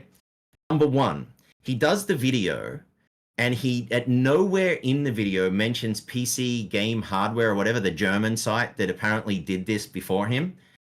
in the podcast and in his note that he posted on X, the first thing he does is places the blame on someone else. I only did this video because PC Games Hardware did that topic, and I thought it was a good topic, so I borrowed their topic, and they did this, and so that's why I did it. I'm like, that's great, but don't you think if you were going to borrow someone else's idea that you would give them some kind of call out in your video? I mean, that really bothers me, right? So number one, he's using them. He didn't give them any credit. But when it came to getting pushback, he decided to throw them under the bus, right? You got to watch this thing. And then you just step through, and it's literally him deflecting blame constantly. We didn't do anything wrong. I could have labeled the plots better. That we didn't do anything wrong. It was just this theme of I didn't do anything wrong. And the funny thing is, I don't know Tim either, but I feel like Tim is a very reasonable person. And Tim, in that discussion, kept trying to bring it back to, like, oh, well, we could have done this better, we could have done that better. Like he kept, but like he knew it was wrong or something. Yeah. I feel like it's weird. I did a live stream and talked about this. It was they did this. Yeah, is the AMD RX 9070 XT really faster now on their Hardware Unbox podcast? That's the episode, right?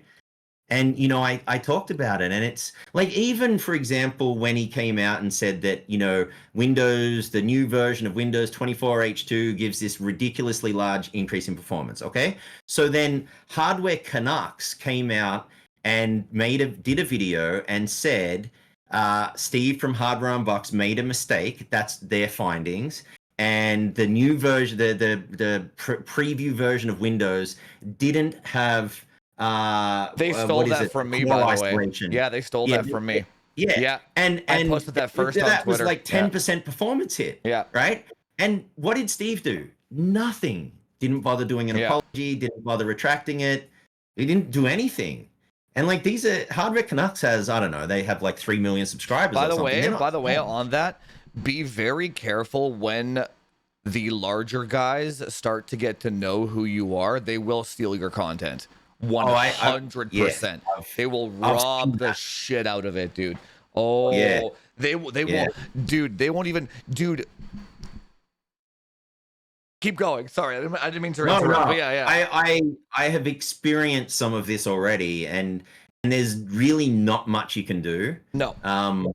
And that's why, when Linus and Steve were going at it the last time, and Steve called Linus out for plagiarism, I'm like, dude, I released a Asus is a scam video a week before you, and you took my thumbnail and title, and I'd sent him an email saying, hey, Steve, I just released this. It'd be great, because at that time I thought, roses were roses and everyone was fantastic and everyone was part of a community and wanted to help each other. And I sent him an email with everything saying it'd be great if you could investigate this. Now, I'm not saying he wasn't already investigating it. Don't get me wrong. But he literally took my title and thumbnail. And I'm like, if you're going to call people out, the glass house thing. So, but I think it matters how you respond to things. I think integrity really does matter. And I do think it's important to, if you make a mistake, admit the mistake. One of the best things you can do to get everyone's defenses down, I learned this in corporate. I remember going to a meeting. It was 100 people. Lockheed Martin was 4 businesses all brought together under one umbrella. And all of the businesses, this is crazy, but used to be super competitive, right? Like Missiles and Fire Control used to hate the RMS team, used to hate the aeronautics team. It's so strange. And they'd all compete for dollars. And if they ever decided to sit down and work together, they'd be unstoppable, right? Yeah. So I was going in from corporate to have this meeting between these 4 groups that hated, the only people they hated more than each other was me, right? So I walked in, and the first thing I did was said, I just want to tell you all, I'm really sorry, because you know what? I screwed up. I did this, this, and this, and I shouldn't have. And I just want you to know that's not going to happen again. And I'm here. We're going to work together and we're going to really do things. So everyone went from, I hate this guy, to, oh, don't worry about it. No, no, no, don't worry. No, you did your best. Oh, what can we do to help? And I'm telling you, right? Like that is, it's crazy. But one of the best ways, and you talked about It's it, so right? rare, How do man. you turn a mistake into something positive, right? You make a cool thumbnail that catches people's attention. You know, you say I was wrong. Like people want to click on it. Like people that don't like you, they're like, Drufus is wrong. Let me click on it. Oh, this is awesome. And then you're like, you know, like halfway through the video, you're like, well, actually, it turns out I was right. You know, whatever.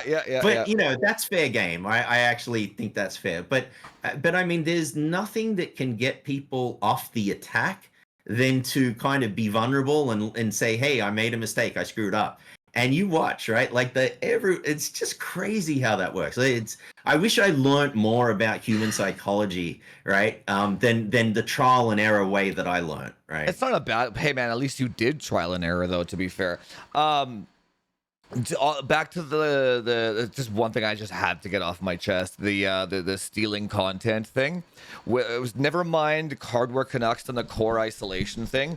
I literally posted that on Twitter that it was core isolation, and they commented on my Twitter thing, then made the video. That was one, right? Wow. Oh yeah, straight up. Wow, So straight up. And I'll tell you, they did not give you any credit in that video. I don't like that. Remember, like at the very minimum, they could have put you in the description. Of course not. No one reads the description. Just put it in the description. And then there was PC World with it's so interesting. There was PC World with a 7950 as a scam. They literally took my thumbnail. I remember that one. Yep. And then that one I remember. Gordon made an actual video directly addressing you. I think they told him to though. Yeah, exactly. Without me, and thankfully Brian stepped in. He's like, "What are you doing?" I met those guys at CES. Oh yeah, weren't you there? Yeah. We met you them. Were, I left the party. Oh yeah, right. Yeah. And then you know, remember Tech Deals? What? Tech Deals. Do you remember him? He doesn't do talk. No. So there was a large Techtuber called Tech Deals. I love this guy. Do you know what's that German lady's tech channel, Tech Busters or something? I know she's not German. I think she's Norwegian or something. Norwegian or something. I know what you're talking about. Tech Testers or something. Yeah. The tall one. Yeah. So anyway, she was trying to benchmark Call of Duty. Sorry. Tech Deals was trying to benchmark Call of Duty, and his results were all mixed, right? Now, in that game, it will detect what CPU you're using, including E-cores, and set a render thread in the config file, right? So anyway, I reached out to help him out. I'm like, dude, you're testing this off because you have to set this in the render thread config, right? He's like, oh my God, thank you. That fixed everything, right? I'm like, all right. He's actually took the advice and was grateful. I'm like, this is awesome. Yeah. The next week, tech testers had the exact same problem, and he commented on her Twitter telling her how to fix it. And didn't credit. Yep. I was like, wow, bro. Wow, you just did that. And his reason for doing that was she's just a larger channel, so it's in my benefit to do that. I'm like, you know what? At least he's straight up about it, right? Well, you know, I think steal the content that's valuable and only use it to improve yourself as self-present. Dude, people are fucking scummy, dude. So I thought Tech Deals was like high moral character, all fucking scummy, dude. Oh my God. It's like, no wonder Linus keeps to himself. You wonder why? Because these guys most of them are rats. Most of them. I'll tell you. I agree. It's wild. I think when you've experienced someone copying from you or stealing from you or something, it sensitizes you to it. So I always try, like I did a video where I used some footage from, I forget what the YouTube site was, but you're only allowed to use the footage if they let you, right? Like it's in the thing when you launch a video, and something factory. And I didn't want to go, like I'd already spent enough time on the video. I just wanted to use their footage, and I used my own words and everything over it, right?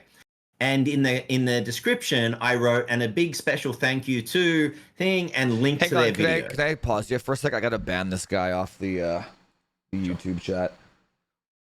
Imagine coming to a podcast and trying to this. People are incredibly weird. And trying to what? Self-promote. Oh. He's like, check out my 3D Mark scores. Like, what the fuck? He was trying to self-promote optimization while you were talking about optimization scammers, right? He's like, check out. Oh my god, dude, come on, man. Why don't they just? Anyway, sorry, I'm sorry to interrupt. Sorry, yeah, go. No, there's an etiquette. What were we talking about? It totally interrupted me. The theft thing, and then you're sensitive to people stealing your content. No, I think when it happens to you, you just get sensitive to it, right? And I don't like that. So I will give credit where credit is due, right? And because nothing bad happens on that too, right?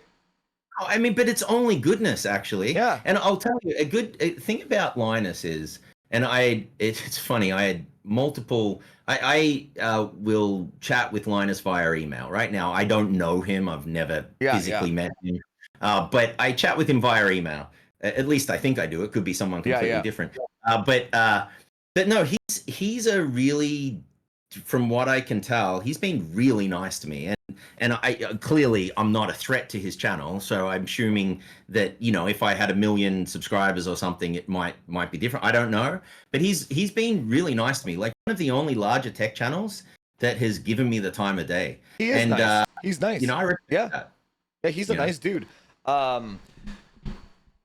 Yeah. I'll say that I talked to not him, but like his staff and stuff at like the Linus Expo way back. That's the reason why they keep to themselves for the most part. Look what GN did, right? I know. Like just any opportunity, and he didn't steal the content, but he just like the thing that doesn't make sense is he tried to attack misinformation. Brother, there's like 9 channels that need that attack. Do you know what I'm saying? I mean, why doesn't he? I actually saw this in the comments to Jay's video and things. People are asking, asking Steve, like, why doesn't Steve say something about Jay's misinformation? Doesn't have enough to gain. He doesn't, and that was my response. Yep. Is that the only reason he doesn't is that there's no benefit. Yep. And in fact, it could be detrimental, meaning that people like Jay, right, as a person, like they think he's a nice guy. I mean, I don't know if that's true or not. He seems like a nice guy, but I think that could backfire on Steve. And I really do think that Steve is getting to the point of saturation with all of these, drama focused things. He came out and said during Computex that there's a big piece that he's making on NVIDIA. And I say to Steve, go ahead, do it, dude. I want to talk about that. I have to go take a quick piss, but I want to talk about NVIDIA specifically, though, and then that'll be like kind of like the last. Let me just take a quick piss. Sorry. Yeah. Sure. Just talk to chat for a sec. Sure. In fact, I don't have the chat up, so I should do that. Let me open up the. I'm going to quickly open up the live so that I can see the chat, at least on this screen. Can I see the chat? All right. This is, let me turn the volume off so I can't hear it. Yeah, so just a comment. No, sorry, the Resist said I was in the middle of an anecdote where I used footage from another channel. The other channel was great. Someone in the comments said to me, hey, I saw this on this channel. Why didn't you credit them? And I said, hey, I did. Here it is. And their response, oh, okay, well, that's good. So there's no downside to giving credit where credit's due. Like, I mean, my whole video wasn't just footage. It was a few seconds of a 20-minute video. So there really isn't downside to do that. And it's just, I don't know, it's like good karma, right? Like treat people the way you would like to be treated. I think that's a good thing. The comment from Alex was the GN Linus situation was forced. It was a hit piece. Yeah, it's funny. I've dug into it a bit, and I lost a lot of respect for Steve. GN used to be my favorite channel, and I still think they do some good stuff. But I lost a lot of respect for Steve in that because it seemed like he benefited greatly from that. At the time, I didn't see that, but I certainly, when you look at it, who benefited the most? He benefited greatly. And I like Linus lost 600,000 subscribers overnight over that. You know, I'd love to have 600,000 subscribers, right? Yeah. So it's crazy, but yeah, I was just looking at the comments. I pulled them up. The crazy thing is it's a little delayed, so it's a little weird for me, right? The chat shouldn't be delayed, but the video is a little bit. The chat is up to date though. Oh, the video is delayed in case you swear, right? No, I think that's just like general stream delay. No, I know. No, yeah. I know. The nice thing is though, if somebody does say some crazy stuff, I can kind of remove it before it gets live on YouTube. That's what the delay is actually for. Oh, that's really good. Yeah, but right? if somebody says some racist stuff or whatnot, right? Yeah.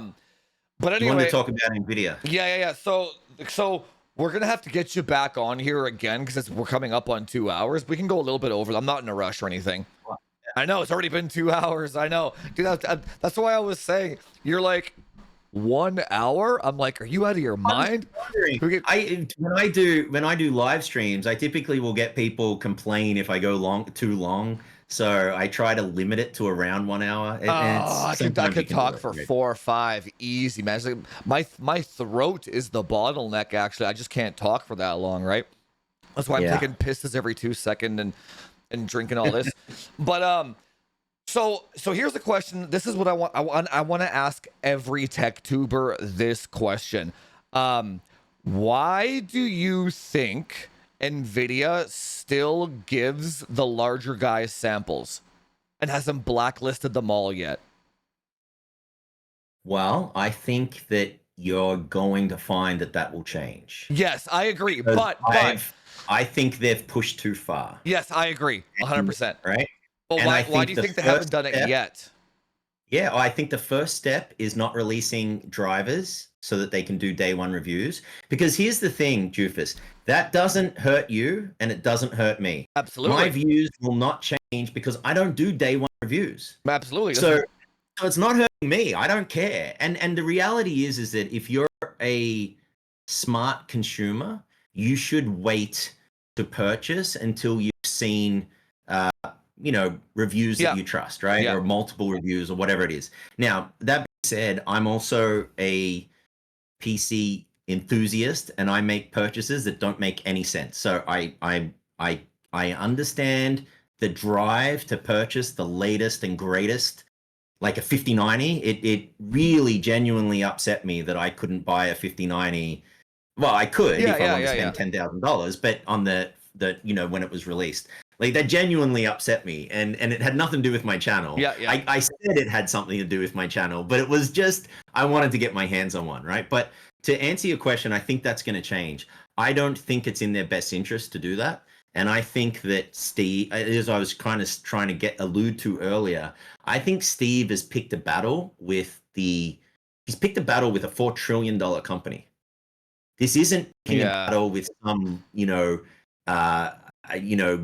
company that is barely afloat and can't pay their employees, and this is different. This is NVIDIA, right?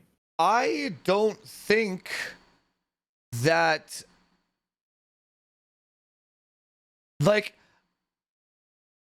it's not just Steve though. I'm not no, it's like my dealings with NVIDIA directly, they are by far the most reasonable people I have ever dealt with. as on a brand level, right? Yep. Now the thing is, they are not like, you have to say good things about us, but they're also not, okay, well, you also can't just spin the entire narrative to make us look bad for no reason, which is what all the, so remember how the conversation we were having earlier about how Techtubers do things on purpose to benefit the algorithm and dropping the wrench on the toe and all that? Talking shit about Nvidia for any reason whatsoever is also that's so if you need any evidence of why large tech tubers are dishonest, just go back to the 5000 series reviews, right? The 5080 and the 5070 Ti specifically, but why is it they're not like, the 5090 is 30% faster, gives you 32 gigs RAM, it's awesome, sure, it's expensive. No, it's the melting connector, it's gonna blow up on you. It's all just negative, negative, negative, negative. The 5080 launch was like, it's a 4080 Ti, not a 40, it's not a 5080, only 16 gigs of RAM. It's always the fucking negatives, right? They don't even so, well, the story I'm going to here is, I've given Nvidia negative reviews too for the 5070 specifically. I didn't like that one at all, but they're not opposed to people objectively reviewing hardware. But that's not what people are doing. They are going out of their way, the large guys, to spin a narrative against this company, which makes no sense at all. It's just like, and the moral of this entire podcast is all these people are fighting each other, all this algorithmic nonsense. The only person that gets screwed over in the end is the consumer. At the end of the day, the person that is actually trying to buy some shit, right? Yeah, but I mean, so like, let's think of the business reason for Nvidia for a minute, right? They don't have to sample anything, and all of their cards will be out of stock the second it launches. Right? What? I'm like, so the whole 4000 series launch, the whole 5000 series launch, I'm like, I can't believe. So it's Techtuber or something, or Hardware Unboxed. I'm like, I can't believe that somebody at Nvidia voluntarily sent somebody the matches to light themselves on fire, to light the company on fire. I think once you get in the system, I think that's what it is. I think Nvidia is so big and focused on other things, right? No, they know. You think they track carefully? Oh yeah, you know, and so I think this is changing. The thing I really didn't like from Gamers Nexus Steve, right, was he benefited greatly from his relationship with Nvidia with exclusives. He had exclusives with the cooling solution guy. He had all of these exclusives. Do you remember he got it was a special 4090 that had it had the PCB horizontal, the 4090 Ti or whatever, or the Titan, and it had never been released. So he had all of these things, and then he helped generate the hype of the 50 series. And you look at all of his videos. By the way, I did a post on this. Yeah. I had some people unsubscribe because they didn't like what I had to say. And it's like, look at what he's done.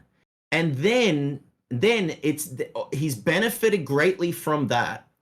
And then he pivots to now benefiting greatly from trashing Nvidia. Because, and he did what content do you think does better? Oh, I got it. It's the drama stuff. Exactly. He got it, and so he made the conscious choice. Sorry, he made the conscious choice to burn a relationship for clicks. They all did. They're all doing it. All of them. I know, and I think they think that if they all band together, that it's going to move the needle. Like a I union? really don't Yeah, think it will. no. I totally agree with that. I think there's gonna be a huge industry shift, and I kind of already see it happening a little bit because not a buddy, but one of the COD streamers that I talked to, Huskers, he got a 5090 sample before I did. That's interesting. Yeah, he's a Call of Duty streamer, and he got That's a much better play for Nvidia, right? absolutely. I'm telling them all the time they should be doing that. Yeah. Stop sending this shit to people just so they can talk shit to you. Send it to I'll tell you, Asmongold. you know, you made the point about Nvidia for us, for smaller channels, is a good company to deal with. My relationship has been very good with them. They sent me a sample of the 5070. I didn't test it for months. They didn't hassle me. Yeah. And I sent them an email explaining the issues I had with some of their drivers before the big channels were talking about driver problems, because it wasn't sexy to talk about driver problems. They wanted to talk about missing ROPs and other things. And they responded really well. They got driver updates done. So my experience, and I don't truly appreciate it. I do appreciate it and I understand it, but it's just never been a thing for me. Is that I'm not aligned with AMD, Nvidia, Intel. I love technology. I love all of these brands. And when I'm testing, I'm the biggest fan of whatever I'm testing. Exactly. And so I go all in and I try to make it perform as well as I can so that I can compare them properly. And so people will say, why did you test this Intel CPU on a dual DIMM motherboard with DDR5 9000, but you only tested the AMD chip with DDR5 8000? I'm like, dude, try running DDR5 9000 CUDIMs on an AMD motherboard. Let me know how you do, right? I have a question for you. Yeah. So, but just to finish this off. Yeah. When I deal with AMD, I have to go through a third party, right? If you remember when we were at CES and we met the person at that desk for AMD. Yeah, I remember. Yeah. And so I can't go directly to AMD. I don't have a direct AMD contact. I go through a third party, and it's so inefficient. Number one, it's really hard to get them feedback, hey, you could improve this or you could do this. They don't want your feedback. Sorry? They don't want your feedback. Yeah. Yeah, I've also had bad experiences with Gigabyte with that too. They don't want feedback. They really don't want feedback. But anyway, I've had good experience. And then Intel, well, I got to tell the funny story with Intel. Okay. And then ask me your question. Yeah, right? okay, go, yeah. So yeah, and then we can go. So Intel, right? So Jufus and I are at CES. And we, particularly as smaller channels, it would be good to get some samples, right? Because it costs us a lot of money to buy all this stuff. It's also, it's not just about the money. It's also really hard to get things sometimes, because as you've seen with 5090s, 5080s when they launched, it can be months before you can get your hands on it. Well, even the 285K, I couldn't get it. Yeah, that's right. I remember, right? You were telling me that. Yeah. So and so we're going to Intel, and we'd been talking about who's the guy that was at AMD that you don't like that's now at Intel. What's the guy's name? Do you remember? Halleck or some shit. Robert Halleck?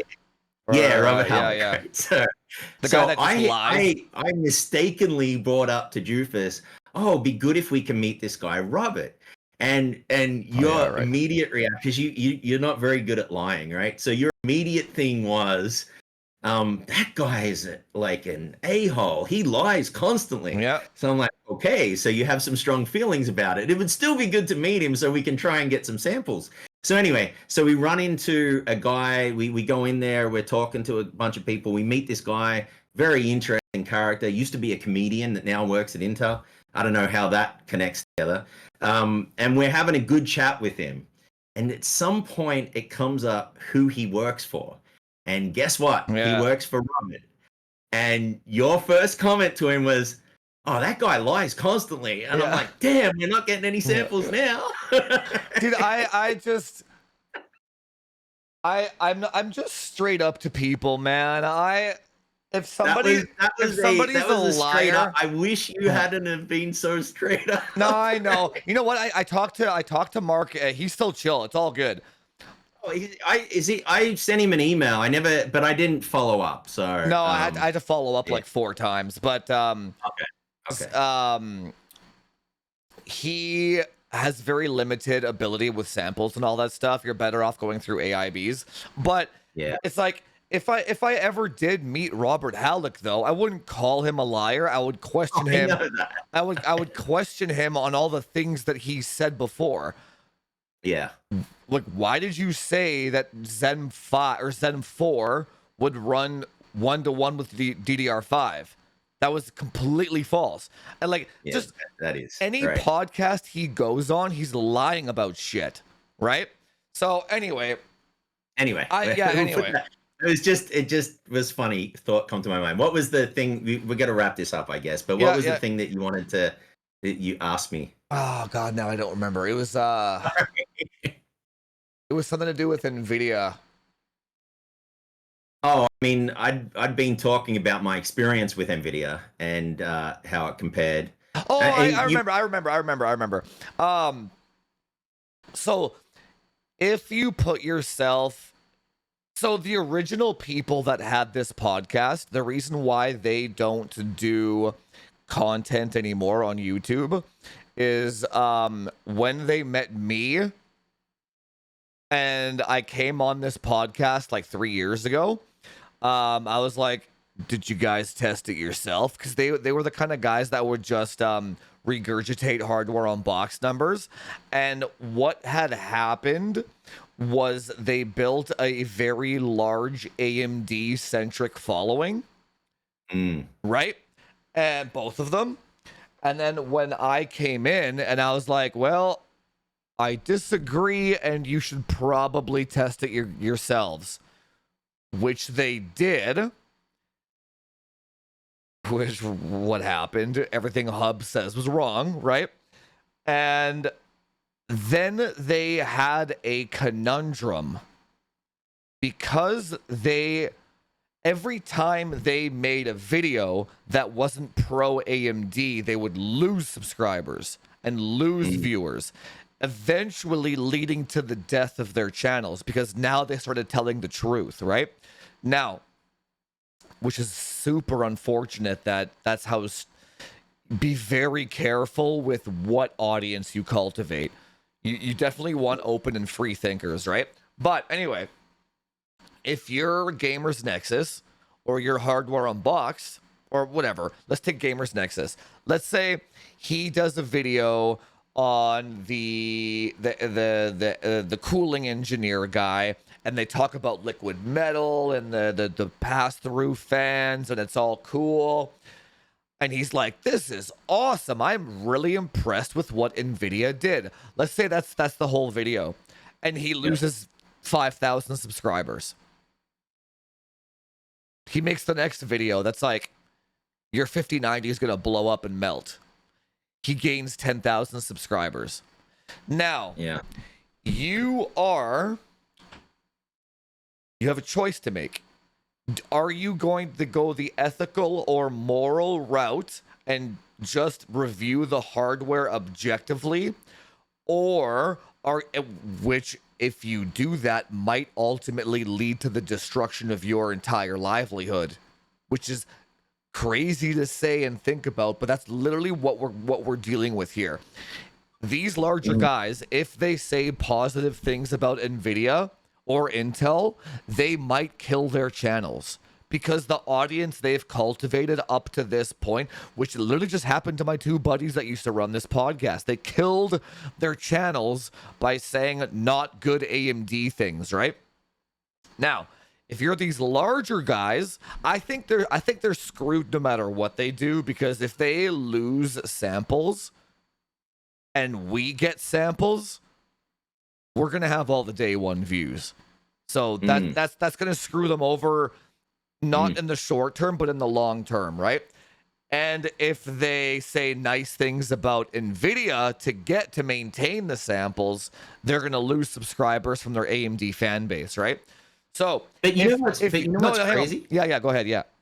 No, I was just gonna say that what's crazy is they've backed themselves into that corner. Yes. They didn't have to do that. Yes. They could have just not promoted the drama with Nvidia and picked a fight in the first place. Like they didn't have to back themselves into this corner. Now they're in a no-win situation. Yep. But that's a self-inflicted wound, Absolutely. right? I have no sympathy. Don't get me Yeah. wrong. The observation is I not got sympathy, you. I right? got Yeah. you. So if you were in that situation, what would you do? That was my question. What? Would Well, so, would you no, I try to think, self-preserve? yeah, By I think I have been in this situation, right? Because, my channel is growing at a good rate. And like, if you look at my 5090 versus 4090 review, right? That did not do well. And I think it was timing. I launched that review right at the heart of, it was truthful, but I launched it right at the heart of the We Hate Nvidia movement, Yeah. right? Like the shut down Nvidia, we can't buy your cards. And then here's me launching a review saying, should you stick with the 4090 or get a 5090? And then it's like, well, I can't even get my hands on a 59. I'm like, yeah, I got it. But like, anyway, so there's timing and other things too. But then like I did a review of the 285K, and when I do my CPU reviews, I tune them, right? And I showed that the 285K is not that far away from a 9950 X3D. When you tune it properly and use high speed RAM and like all of those things, and I think, and then when I do notice that when I have like a versus video and the AMD product wins, that'll get more views. But like you look at my video for next week or my video a couple of weeks ago with the 5070 Ti versus the 9070 XT, the 5070 Ti came out on top and I recommended it. I think it's just, I'm going to lose. It's very disheartening to watch people unsubscribe, but it's something that you have to live with. And you really do have to make a decision. Am I going to start to bias my stuff, or am I going to stick to what I believe? And maybe it's a little easier for me because I'm not 4 million.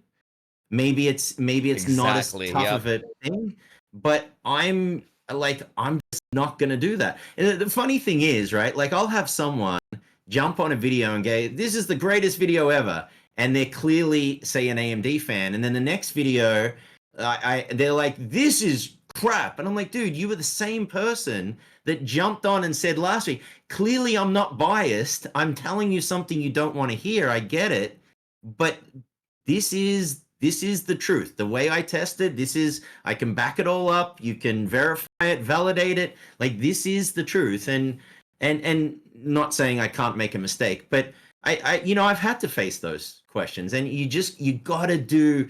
I think that the only way to combat misinformation in general is that there's got to be more people like us, and you and I aren't always going to agree on things.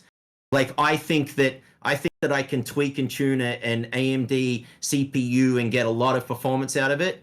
That being said, I don't play Call of Duty. I benchmark it. I don't play it. I don't have the same sensitivities to snapshots and other things. I play Baldur's Gate 3 and Civilization and things like that. So I don't notice those things, right? I actually have thought, I might test the AM dip and actually see if I can measure it. The problem is to do it, I have the monitor, I have a high-speed monitor, I can do it. I'd have to load the game and I have to get in the damn game and not get shot. So that I can test it. And so for me, that's not super enjoyable, right?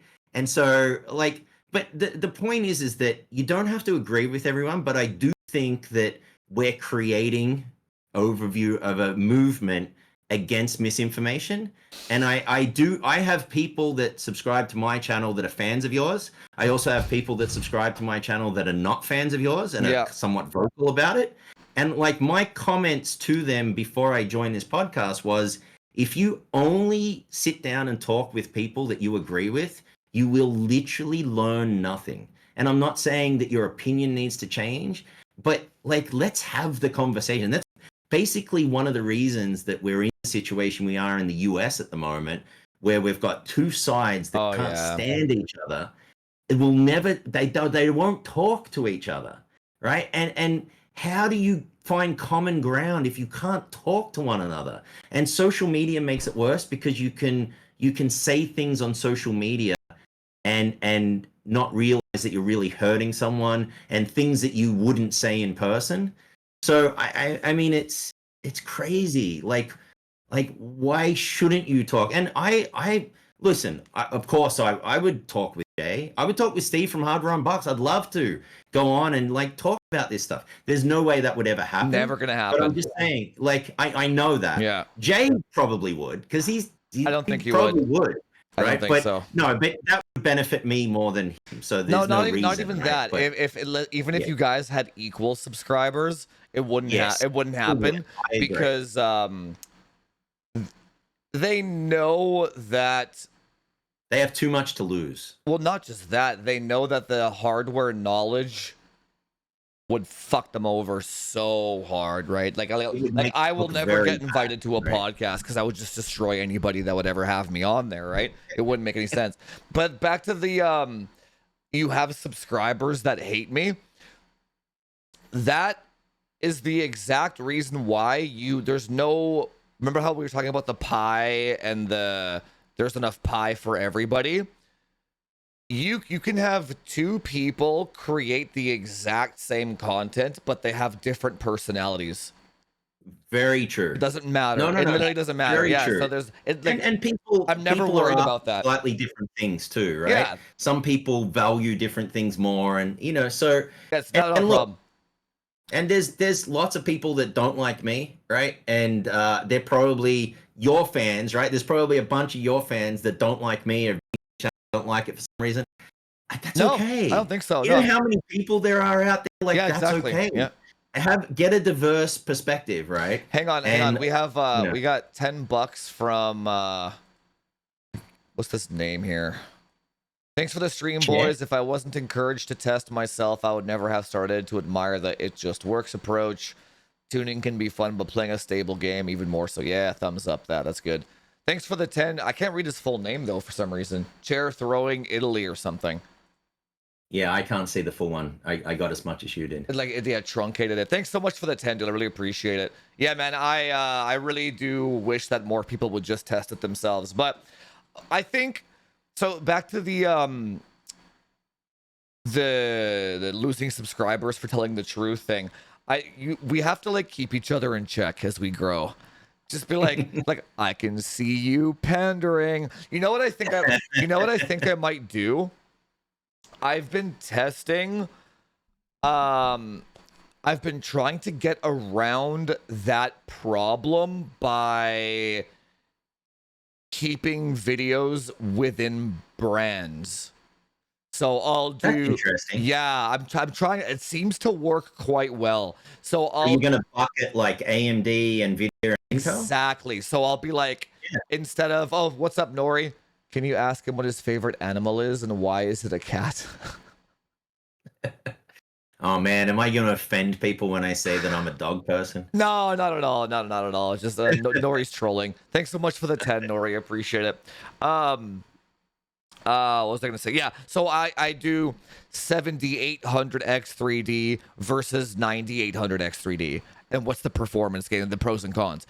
14900K only Intel video, only a 4090 versus 5080, only Nvidia video. And that way the fanboy doesn't have they don't have something to push back on. Exactly. Right? Yeah, it's just like I'm just testing the one brand, man, and trying to. That seems to work quite well. Give it a shot. Yeah. I've bucketed differently. I bucketed in like series, and it seems to be okay. But yeah, that's an interesting way. The latest series I did, the true or false. My hope was that like that could be brand agnostic, right? So well, I mean, the latest one I did was the Jensen brand one, agnostic. Right? Yeah. Well, meaning that it's like, I guess you can't, but it's tough to do brand agnostic. The goal is, I want to. so now that I'm full time, I do want to grow the channel, but I also don't want to lose the morals. And I don't want to. I don't want to get a sample from Nvidia or AMD for that matter, or anybody. Let's say Nvidia gives me a 5080. How can I objectively review that graphics card on day one, for example, and not have it a fucking drama fest? Well, the only way is to try and compare it against like the previous gen or other ones of the same brand and just talk about the pros and cons within the brand, right? I don't know. We'll see how that approach goes. I might just go the drama farming route, back to the drama farming, but I would like to grow the channel somehow without being involved with all this BS, right? I want to, but you also, if you make factual, like it doesn't matter if I'm like the 9070 XT versus the 5070 Ti, here are the benchmarks, max overclock, whatever. I'm always going to lose subscribers if the Nvidia product wins and I make that video. Always. There's no way around it, right? So I don't know. I don't know. The hardware audience in itself the audience themselves are also their own worst enemies with misinformation. They propagate that shit, right? Yeah. Stop rewarding me or the Techtuber for giving you false information. Like, stop that shit. You should want good information, right? Yeah, I think it's interesting. I think the thing that so there's lots of times where I could have made a drama focused video and I know it would have done really well. Oh, yeah. And I resisted the urge, and a couple of those times I couldn't resist too much. So I did a post instead. Yeah. What's fascinating is, like, those posts, if it's more just a, hey, look, I've got these thoughts about what Steve from GM did or something. Yeah. Those posts will still lose subscribers. Like, the community I have does not want to see me do drama videos. And so it's interesting. Like, I've tried to keep it on the pod. Yeah, what I want to try and do is I don't want to post drama clips on the main channel anymore. I want to separate. We can kind of discuss it on a podcast or a live stream, but on the main channel, I just want to try and provide value. Yeah, we'll see what happens there. Yeah, it's like, just as you grow, just keep track of the biases, I want to say, because maybe we'll end up that way too. You can never. I know you shake your head, but we can never. I know. Someone said it to me the other day, right? Someone in the comments, and it's like, yeah, when Steve or whatever was smaller, they were really good. Yeah, right? maybe when they were our size, their only goal was to provide value too. Yeah. So maybe. And then it became. What's the saying? Right? Die the hero or live long enough to see yourself become the villain. It's a saying for a reason, right? But anyway, let's. It's been 2.5 hours. Let's call it. I would love to have you back on because there's so much more to talk about. Where can people find you, and what's your do you have any other socials that you want me to like link down below and all that stuff? So the BlackBird PC Tech on YouTube, and I'm not very good at having thousands of socials. It was you that told me I really need to have X, right? Yes. So I've only had that for a few months. But yeah, I have a BlackBird PC Tech on X as well. So that's what I have at the moment. More to come. I'm planning, and hopefully by CES next year, I'll have a bunch more cool things to share with you. Yeah, everyone go follow him on Twitter and YouTube. And I'll have you I'll have you back on at August at some point, because I think next week I'm doing Brian, and then the week after I'm doing Jesse, and then I can have you back on the week. People seem to really enjoy this, though. Thank you so much for coming on, man. Yeah, it was No, I fantastic. appreciate you for inviting me, man. Yeah. It was good, and I've got to meet Brian at some point too. I've never met the guy, right? I'll have him solo next time, but if you next time you come back on, if you want to do a three-way, we can do that too. Yeah, Three-ways are always good. Yeah. Yeah, I'll get you on a three-way. And yeah, I think that's good. We'll call it there. So thanks again for coming. And thanks again for you know what I want to say thanks for? Thanks for having an open mind, and thanks for always not talking shit about me behind my back and like just like defending me. Just like thanks for just being like a normal dude, man. I really do appreciate that about you. You're just like a normal fucking guy. You know what I'm saying? You're just not you're not out there trying to get clout or like steal people's shit. Like you're on your own path and you're A/B troubleshooting, you're A/B testing your own thumbnails, your own content, and you're doing well, man. I wish the best things for you going forward. Truly. No, I appreciate that. And I told my audience, first of all, I appreciate you inviting me on. And just so your audience knows, Jufus is one of the only tech tubers that has given me any help at all. And I think like last CES, he introduced me to Azus, I forget JJ at Azus, who's a phenomenal guy. But and you may not know this about him, but like he didn't have to do that. Like there was no there was no, he got nothing in return for that. And that's what I appreciate about you, man. Like I appreciate that. I don't, like I said, I don't always agree with you, but I appreciate, there's certain things I appreciate. I think that you have an unbelievable work ethic. I think you're a doer. You take action. Like I like being around people like that. And I appreciate, like that you step up and do things. Like we were trying to get into an MSI party. Jufus had an invite.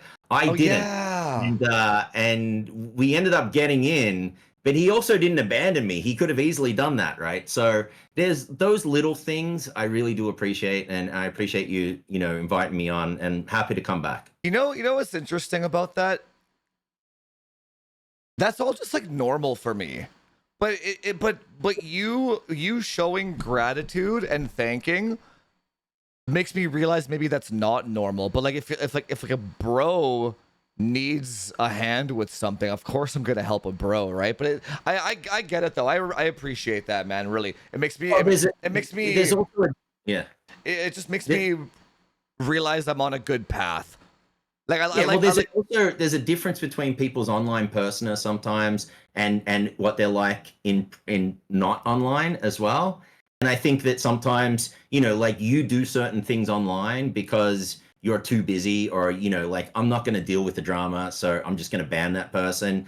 It's not personal. It's simply just a business decision. Yeah. And my only point in saying that was to let your viewers know that, like, if they don't already know, like, hey, he's not that way, like in life, right? He's a good guy. So I appreciate it. Oh, you know what? Last question.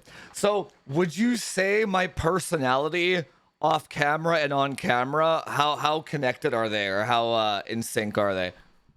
Well, no, I think the way you talk and things like that, it's exactly the same off camera. Thank you. It's just, you're the same person, Thank right? you. Yeah.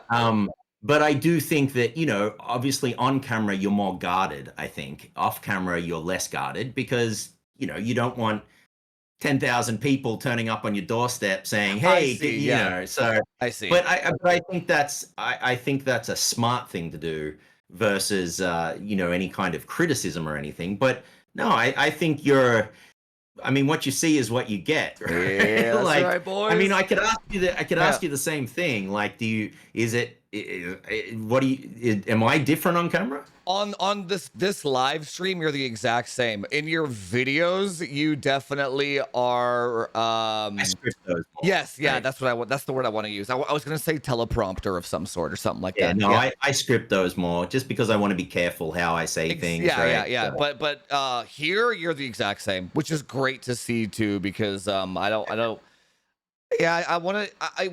But back when you said that I think there is a movement of tech tubers that are coming up to battle misinformation. Hey, so remember how you said that I gained nothing by helping you out? It's the same thing with Brian for me, man. That guy's got 600,000 subscribers. He comes on a podcast with me. The guy gains nothing from that, but he sees the injustice of all this nonsense, and he is trying to be like a good, like he has all the good ethics and morals too, right? So it's not just us small folk.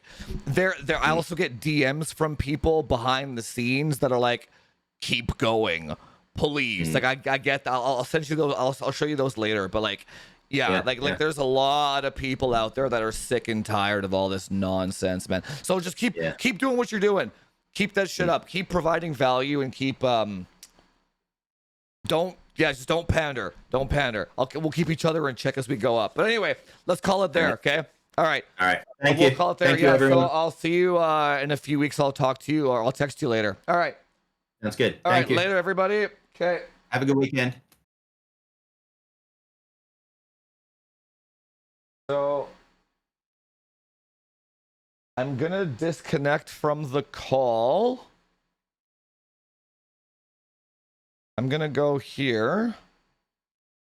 And I just want to address one comment before I call it.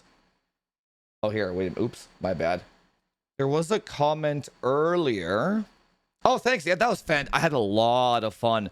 Although I think I need to redo my OB. I think it was lagging a little bit, so I need to sort that out for my next podcast. But there was a comment. Also, my mouse is cutting out a little bit. Don't worry, I'll send Matt the donations for today.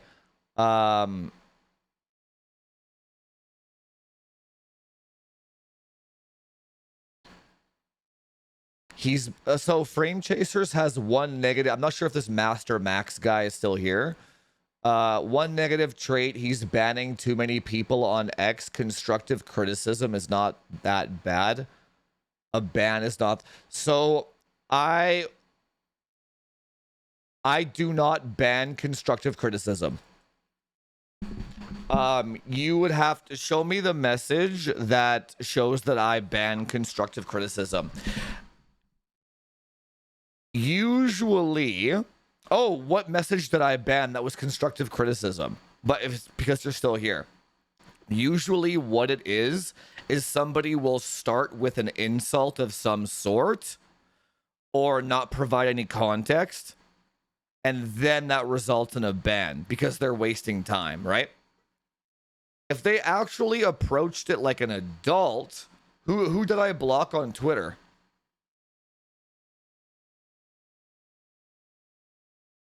Oh, thanks, Ace, my man. That was a really good podcast. We kind of went off the rails there a little bit, which we always seem to do.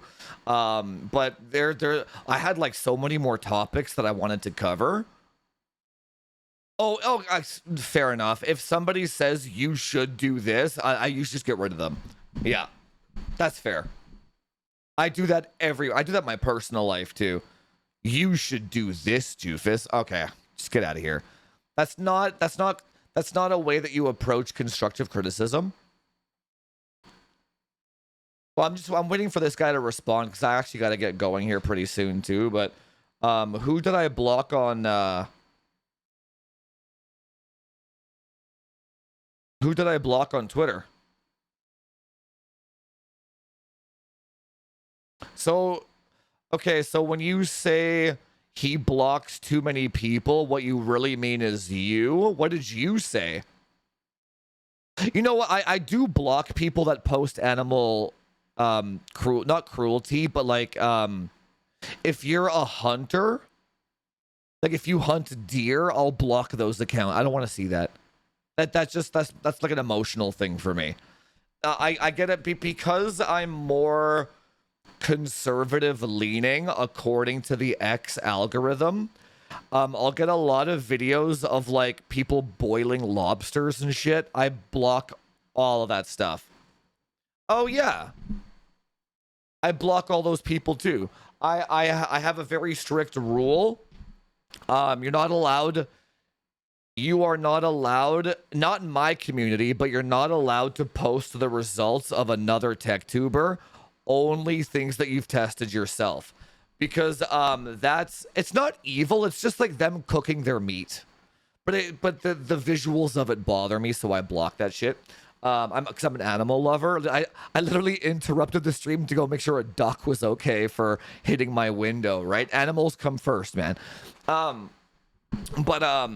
yeah, I will. If somebody's like, if somebody's like, my results are this, or here are the results, and I'm like, did you test it yourself? And they go no, and they link me like a hardware unboxed video. Yeah, I'll block them, because that's not constructive criticism. That is you not having tested it yourself and you using another person's data to validate your own bias, in which case there's not really any value in me wasting time engaging with that. Yeah, it's not a personal, it's like what Matt said. When I block people like that, it's a business decision to just not waste time. That's all it is. If I because and you know what? I've talked about this before too, where if there's like 100 guys and 99 of them you can't have an adult discourse with, I have to ban all 100. There might be one or two good guys in there that you can have a discourse with. It's just the amount of time that a creator would waste to actually talk to all 100 of them to find the two. It doesn't make business sense. You just ban all 100 of them, and you just have to take the good with the bad, because there's nothing else I can do about it, right? Nothing else I can do about it. But you can't say that you didn't get offended because you interrupted a stream to express yourself about it. Right? So clearly it offended you or bothered you on some level, because me and Matt were talking that entire time and you came into the stream and you're like, Jufus is evil because he bans people. We weren't even talking about that. Right? So the fact that you did that means that my ban was valid, because you weren't self-aware enough to do it on my own stream and to confront me about it. You did it during a podcast while I had a guest on. So you're kind of a piece of shit for doing that a little bit. Do you know what I'm saying? I'm not saying you're a bad guy. I'm just saying that, like, there's a reason why you ban all 100 people, because when you encounter the same personality type over and over and over and over and over, well, no, so you can have your own opinions about it, but you just confirmed that my banning process is correct, is what I'm saying. Right? Because you could have, there's a lot of different avenues that you could have chosen to express your feelings, but you did it when I had a guest on, right? And you made your feelings more important than the viewership of the entire stream and good vibes. Does that make sense? Anyway, I'm not going to debate about it, but I'm glad we addressed it, though. But now you kind of have a better context of why I just get out of here, ban, because I don't have time for that shit. Right? I had time today. I got 10 minutes to kind of explain it to you, but that's kind of how it works. Anyway, guys, yeah, I just don't want to be surrounded by toxicity as well. Yeah. Right? I'm not opposed to and you know what? I'm not opposed to having a discussion. It's just the person has to have social awareness to know when it's appropriate to bring up a topic or not. I ban guys in my Discord for the exact same thing. I talked about this last week where we're talking about Pop-Tarts in general chat and how the strawberry Pop-Tart is better than the chocolate Pop-Tart. And some guy is like, hey, I benchmarked the AM dip and it's dipping here. How do I fix it? Completely interrupting like a Pop-Tart conversation. They don't have the social awareness, right? That's not my problem. I gotta get those people out of there because they're killing the vibe for everybody else, right? It's an autism problem. It's not my problem, right? But anyway, yeah, Newman knows what I'm talking about. Anyway, I gotta get going, guys. Thank you so much for the first podcast. I'm going to upload this to the channel later. Thanks again to Matt for showing up. I'm going to have I think everybody really enjoyed having him on. You guys know that if I have anybody on, they're probably going to be a normal dude, right? And I love hanging out with the guy. We have dinner and stuff. He's my CES bro now. But anyway, I'll see you guys tomorrow anyway. Say at 12 p.m. tomorrow Pacific time for the Frame Chaser stream. Okay. Thanks for coming in today, guys, and I'll see you tomorrow, okay? All right. If my voice isn't fucking shot, but I'll see you guys tomorrow. Okay. Talk to you later.